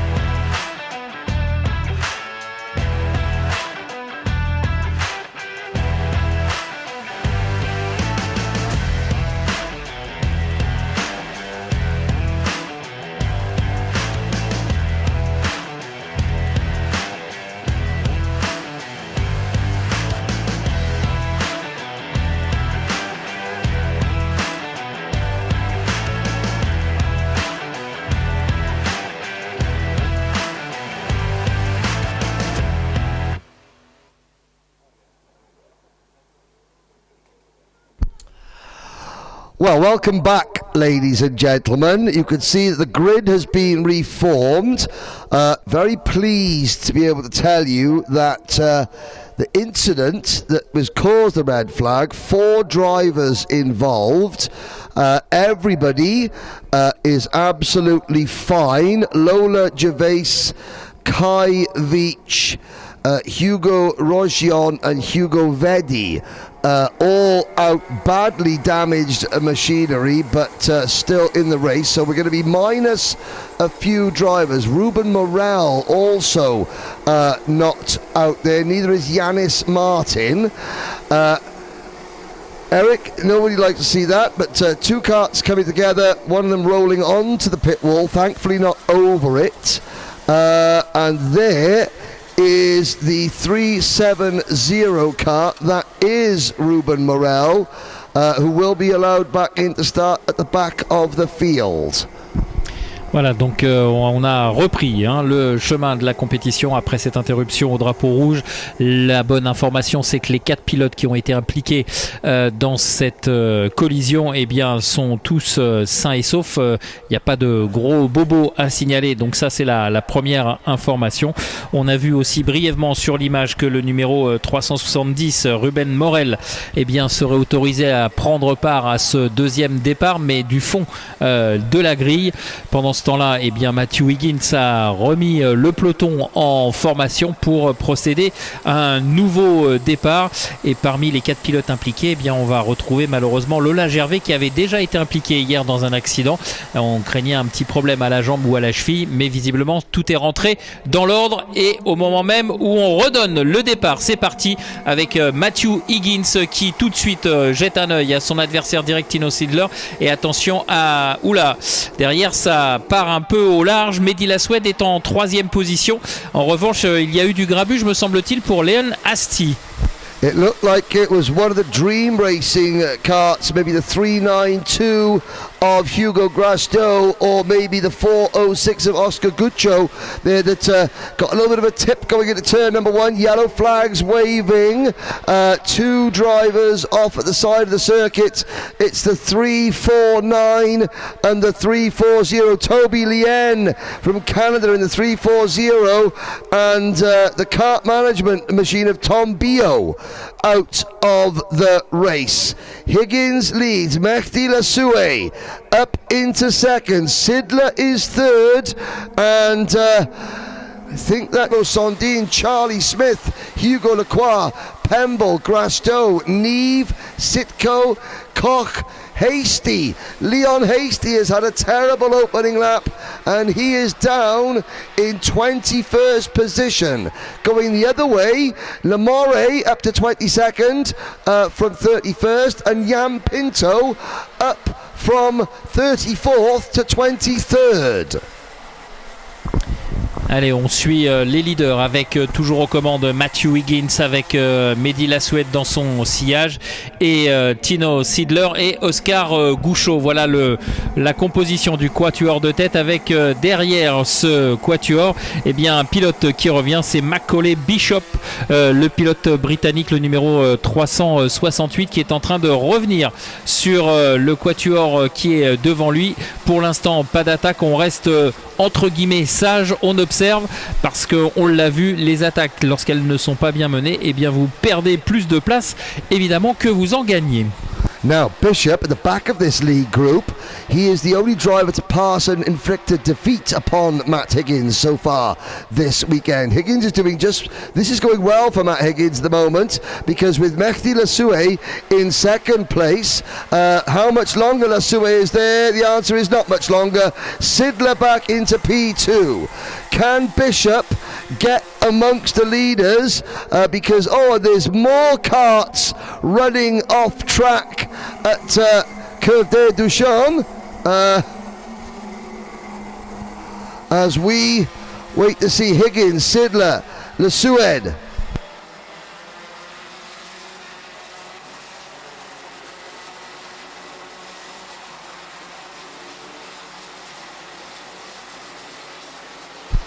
So as we watch the lead group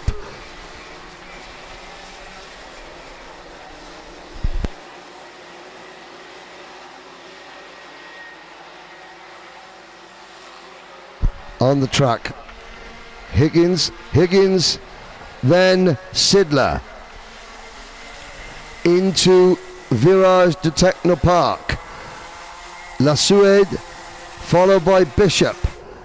And then Guccio. Behind Guccio, you have Tito and Lescaille, Jort van Wyk, William Antrobus, Rafael Moreau, George Nasser, and Charlie Smith.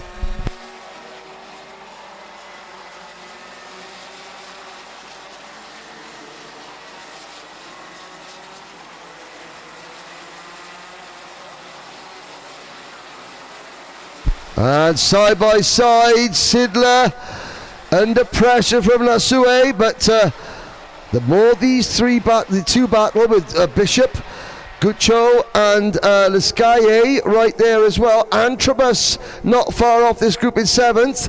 The bigger that Higgins' lead will get, the more they go single file, the closer they will stay to the race leader. Allez, ça se regroupe en tête de cette manche qualificative pour les pilotes des groupes B et D avec toujours pour l'instant Higgins devant Sidler et Mehdi Lasoued en 3e position. Chacun se retourne pour voir où est son adversaire direct.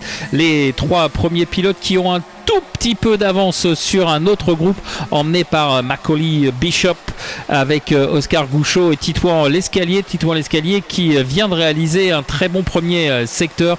Oscar Gouchot qui est donc sous la menace directe de son compatriote, mais pour l'instant c'est la grosse incertitude pour la physionomie définitive et attaque me semble-t-il, ouais, c'est passé pour Lescalier sur Gouchot dans le banking. The 3:05 of Luis Comin and the 3:70 of Ruben Morel have been black flagged, possibly cutting the circuit.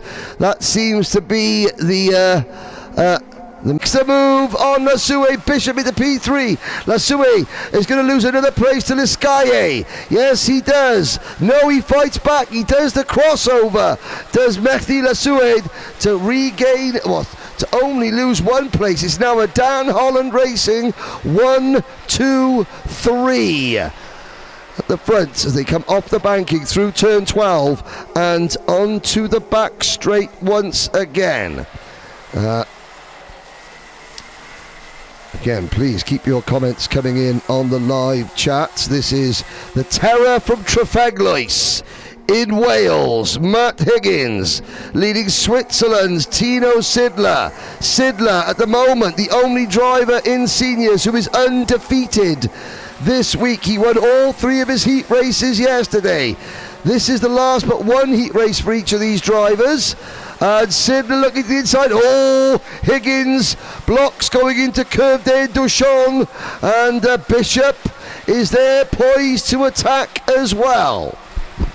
Et attention parce qu'en tête de la course ça chauffe entre Higgins et Sidler, mais Sidler qui cherche l'ouverture est en train de bloquer également derrière Bishop, et de fait Mehdi Lasoued qui était un petit peu distancé a refait la jonction, et on retrouve de nouveau 4 voire même 5 cartes roue dans roue, puisque Lasoued a emmené avec lui Titouan Lescalier, et on retrouve 5 cartes roue dans roue. Ça va être très très disputé. On est dans les 3 derniers tours maintenant maximum, avec toujours Higgins aux commandes, mais attention à Tino Sidler qui se fait de plus en plus pressant.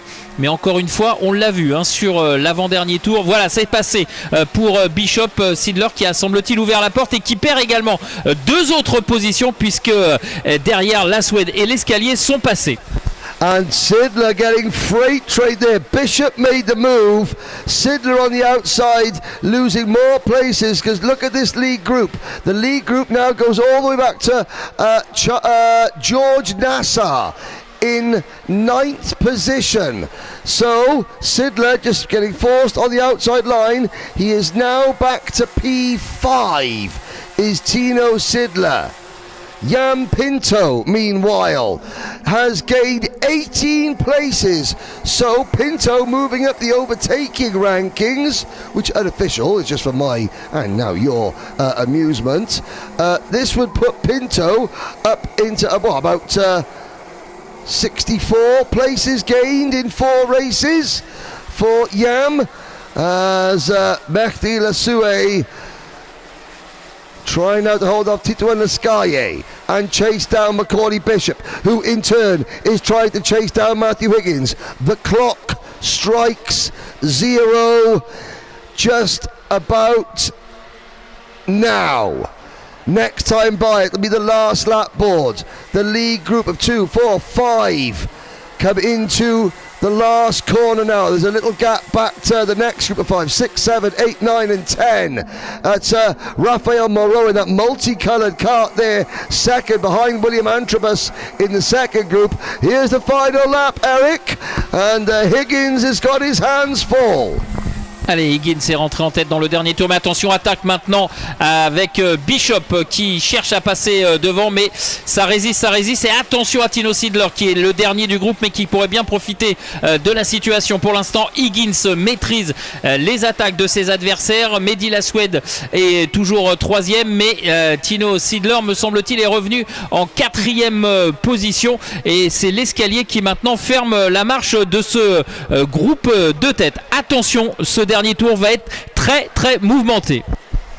Bishop tried, but Higgins goes, no son, I'm the big man in the DHR yard. You have to wait your turn. Higgins takes another win, and as Sidler comes home in P4, I think that gives Matthew Higgins the lead in the point standings.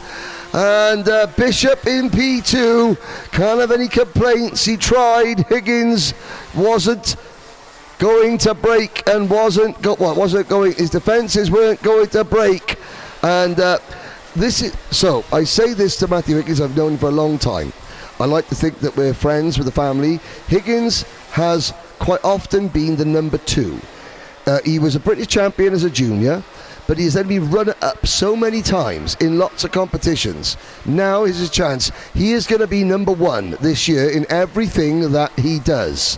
He is going to lead the Dan Holland team, and he is going to swap the amount. I mean, he's got 1 British title to his name. Yes, he's got European titles, but he's got a lot more second place finishes than first place finishes. And Higgins this year, even though he's only karting part-time, has got a determination about him that I haven't seen.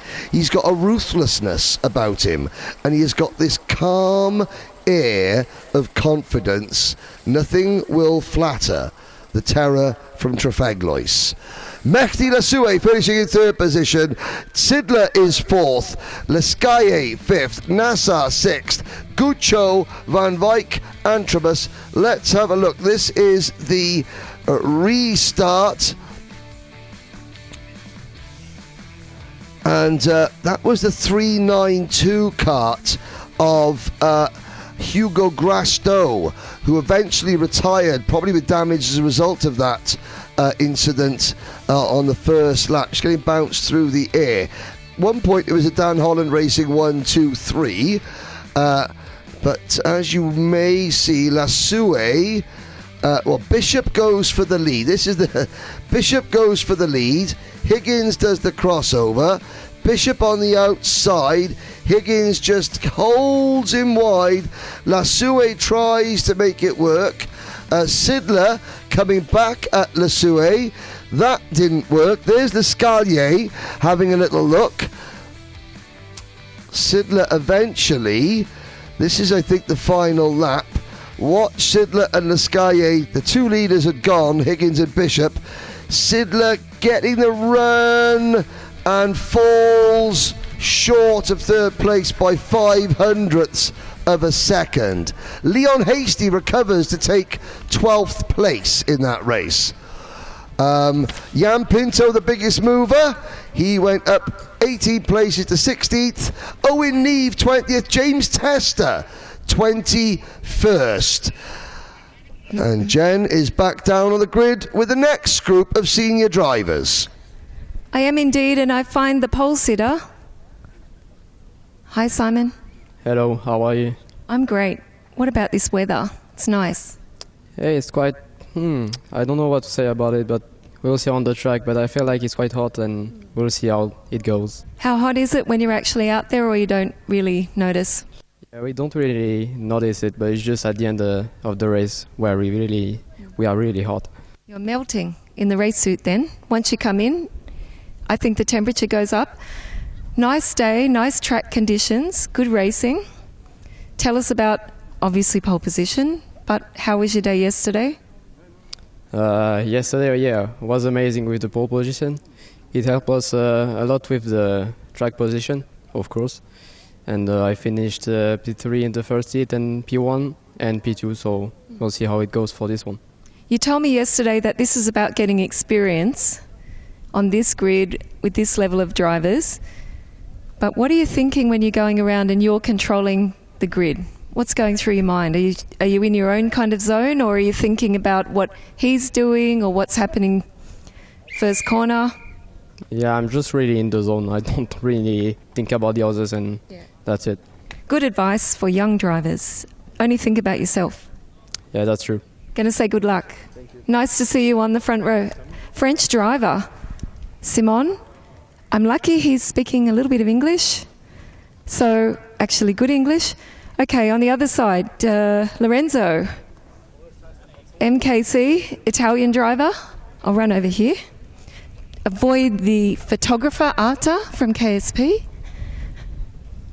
Lorenzo, I'm not going to hold you up. I just want to say buongiorno. Buongiorno.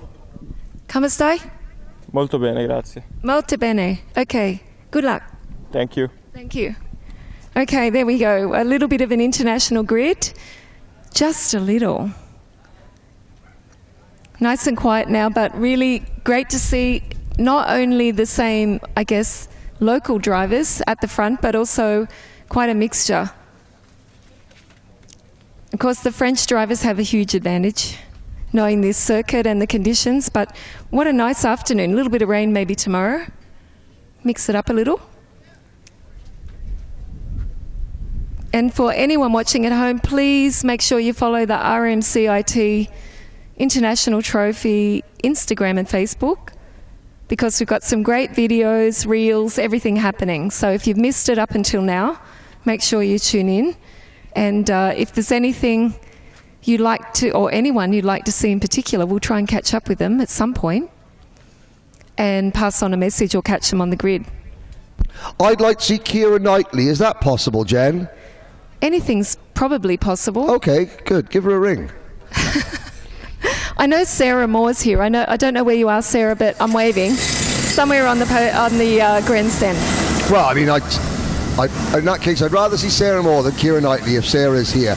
Okay, here we go. Simon Perigny and Lorenzo Giacinto on row number 1. Matthew Dauvergne and Paul Grissel on row number 2. Lucas Schlegel and Sasha Aim on row 3. Tom Vuo, Tish Van Wyk, last year's junior international trophy champion, on row 4. The coach, Danny Shields, goes from row 5 alongside Kai Hunter, Roman Saleh and Lizzie May Mentier. A big happy anniversary to Lizzie May Mentier's parents. Could just imagine the conversation, Eric. Darling, would you like a weekend in France for our anniversary? Oh yes, please. Brilliant. Then she looks at the race calendar.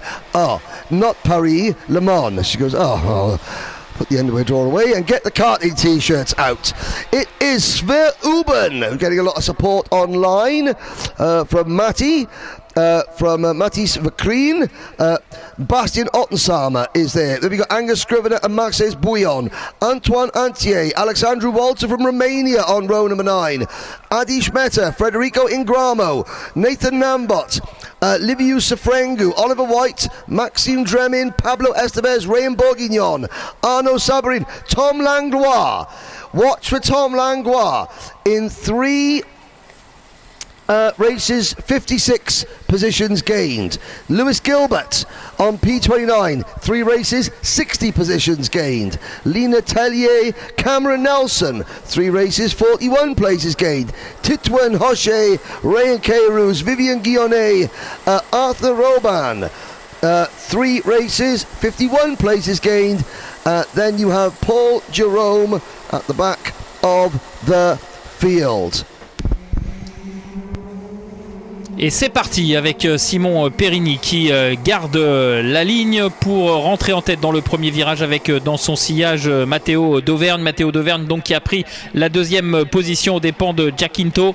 Matteo d'Auvergne qui... Oula, ça se bouscule un petit peu là. 1, 2, 3, 4, 5 cartes, j'ai l'impression qu'ils sont partis un petit peu jardiner avec le numéro 315 ici, Maxence Bouillon. Yeah, the Carlos Sainz chassis, Maxence Bouillon, other drivers involved, yes. Couldn't quite see, there is possibly, is that a Hunter? Oh, is that a Hunter? Is that Kai Hunter? That is the number 365, Kai Hunter. Trying to get whatever has fallen off that cart put back on. There's a marshal standing in front of him and he says he's okay, he has to go back to the pit lane. I don't think you're allowed, well, maybe something came off. Oh, so Kai Hunter, that puts him under pressure. He had a win yesterday, but it's not going to go well for him today. Up at the front, big lead, Simon Perigny in kart 3-4-2 for the Le Hook Racing team. There's going to be lots of karts with damage back in the pack there. Some of the drivers trying to fight their way through. Tom Langlois already up 10 places. Lizzie Mementi has gone the other way. She was involved in that incident. She's dropped down to 23rd. That's not a happy anniversary present for Lizzie May's parents yet. Another race to go. Now we're looking at the Matthew Dauvergne on the PKS competition, the number 400 kart, the PB kart, sorry, the Red Speed chassis. Allez, Matteo d'Auvergne en deuxième. Oh là là là là là, ça a été chaud là pour Chills, me semble-t-il, qui a été un petit peu dans l'herbe. Il a bien rattrapé son kart. On est ici sur le groupe de poursuivants parce que devant, Simon Perigny est déjà loin devant, hors de portée. Il a déjà plus d'une seconde 3 d'avance sur Matteo d'Auvergne. Matteo d'Auvergne qui a pris quelques petites longueurs salvatrices pour l'instant qui le mettent hors de portée, notamment de Lucas Shields et Giacinto qui sont lancés à sa poursuite. Wow, Danny Shields, Lucas Schlegel showing Danny Shields the grass at probably over 70 miles an hour down the main straight. The coach has to gather his thoughts. He's lost a place to Lorenzo Giacinto, who from the outside of the front row has dropped back a little bit. Perigny leads by 1.3 seconds from Dauvergne, Schlegel, Giacinto, Shields, Tish Van Wyk, Paul Grissel and Roman Saleh. There's a 3-7-4. Danny Shields is a lot of driver coaching. That's why he's called the coach. He's getting plenty of Omar Slee watching him on the live chat back in the UAE. There is the number 329 kart. That is Tish Van Wyk.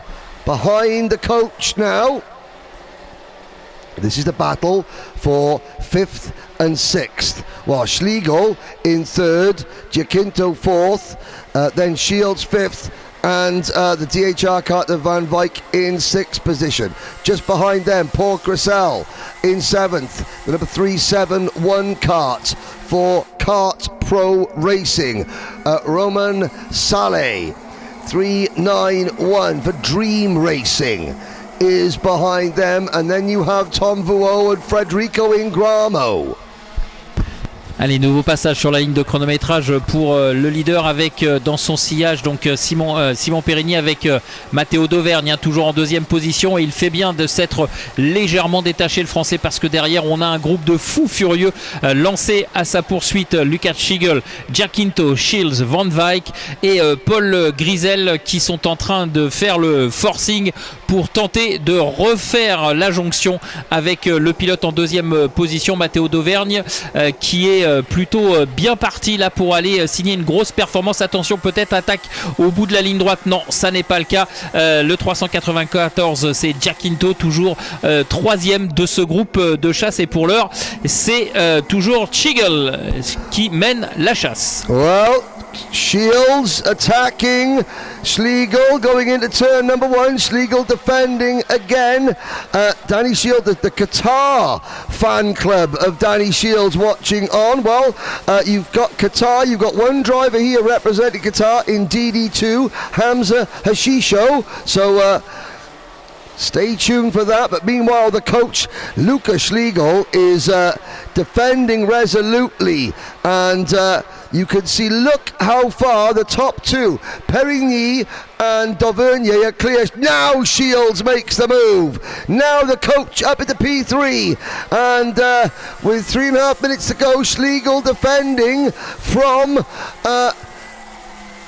is that Paul Grissel up into position? Grissel's made a couple of good moves on this lap. So Grissel now behind Schlegel. Tom Vuo on that red and grey Gillard kart is next. Then it is Van Wyk, Giacinto, EM, Saleh and Ryan Bourguignon into 11th place. Langlois is 12th. Fred Ingramo, Gilbert up from 29th to 14th. Ottensama, Antier, Estevez, Walter, Nelson up 12 places to 19th. Mentier 20th. Dremin, White, Robin, Guillaume, Arnaud Saborin, Sver Uben, Angus Scrivener, Titouan O'Shea, and behind O'Shea, K-Ruse, Adish Mehta, Paul Jerome, Liviu Sfrengu, and Lena Tellier. Nathan Nambot, Marcel Bouillon, and Kai Hunter out of the race.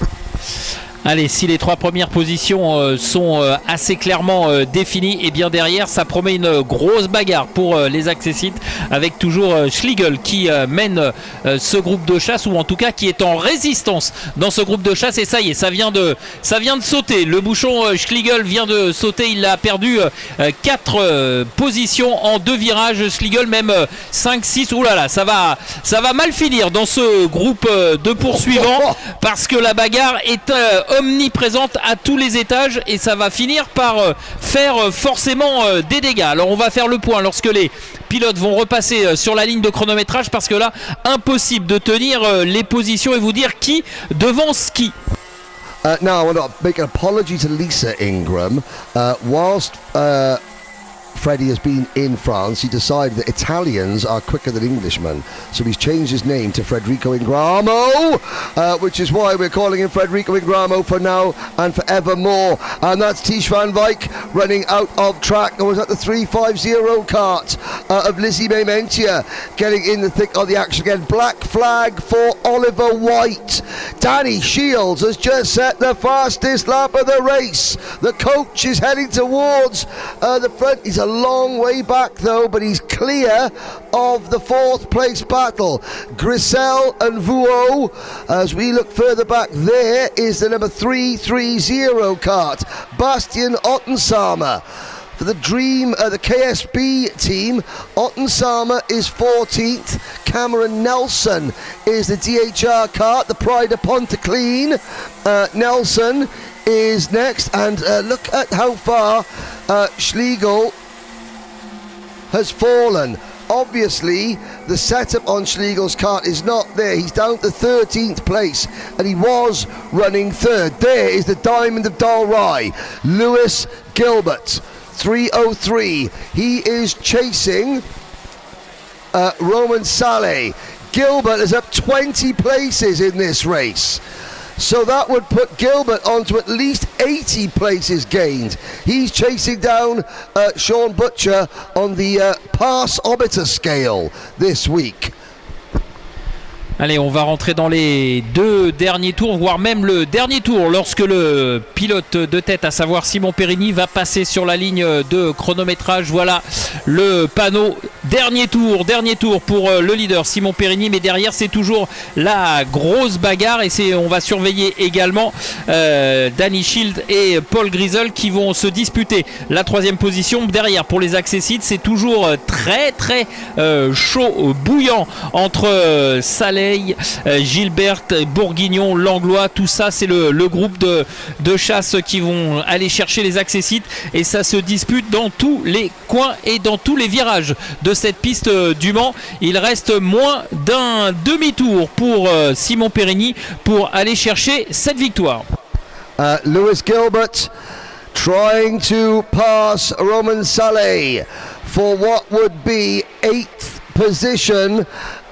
Gilbert's got him, and you can see now Langlois, EM, Bourguignon, Schlegel, Ottensamer. It's all going off, coming into Virage de Technopark. Perigny, though, takes the win from Dauvergne, Shields, Grissel, Vuo, Giaquinto just beats Van Wyck to the line. Gilbert in 8th. And the rest of the field streaming across the line. Saleh, Bourguignon, Langlois up 17 places. Tom Langlois. EM, Schlegel down to 30th. Nelson up 17 places. Ottensamer, Guillonnet up 18 spots. Volta, Ingramo, Mentier and Sver Uben. Your top 20. Maxim Dremin for Bulgaria, 21st. Then we have Saboin, Scrivener, Antier, Estevez, Hoche, Meta, Keirus, Paul Jerome, followed by Liviu Sfrengu, Lina Tellier, and sadly Oliver White black flagged. Arthur Roban. So Arthur Roban, still gained 2 positions, but he also retired. So did Kai Hunter, Maxis Bouillon, and Nathan Nambot. As we look down at the... this would be some interest. This remote camera is excellent there. It gives you an idea of the action at the end of the pit lane. Now, we watch some replays.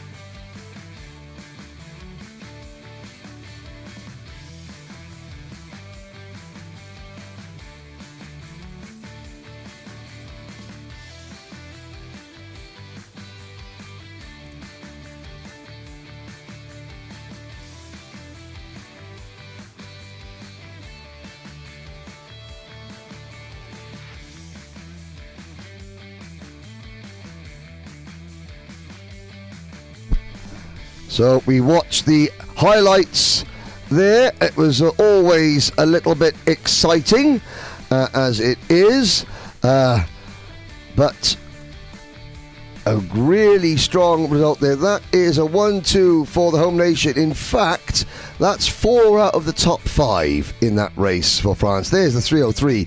Don't count out Scotland's Lewis Gilbert. Again, 21 places gained.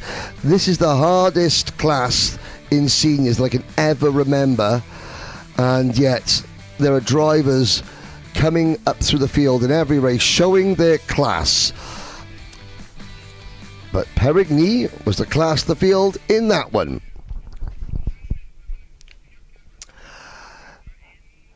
So there we are. That is it for this morning's action. We are going to have a break for lunch. Eric, it has been a really exciting morning. The rain has stayed away, but the sun is shining. There may be another rain shower this afternoon, even though it's very hot. We'll keep our fingers crossed that it's not. Yeah, keep the fingers crossed to get the same track condition for this afternoon, because we saw a perfect show, in fact, even if there was a red flag race, but anybody is unhurt, so it's the best things we can have, and hope and looking forward for the races for this afternoon. Yes, so thank you very much for joining us. Don't forget, stay tuned to the 3MK Events YouTube channel. So on behalf of Jen Wade, of Eric Sellis, myself, Henry Baudet, everyone at WFR Live TV, don't go away. We will be back in just over 1 hour's time with the final heat races for every driver. We've got two heats.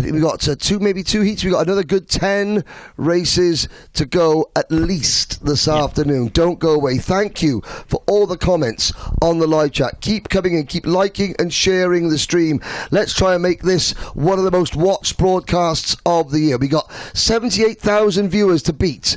That was over 3 days. So we can get up to 79,000 viewers over today and tomorrow. I know, Rotax family, you could do it. Let's make this number one in the world this year in terms of YouTube viewing figures. Ciao.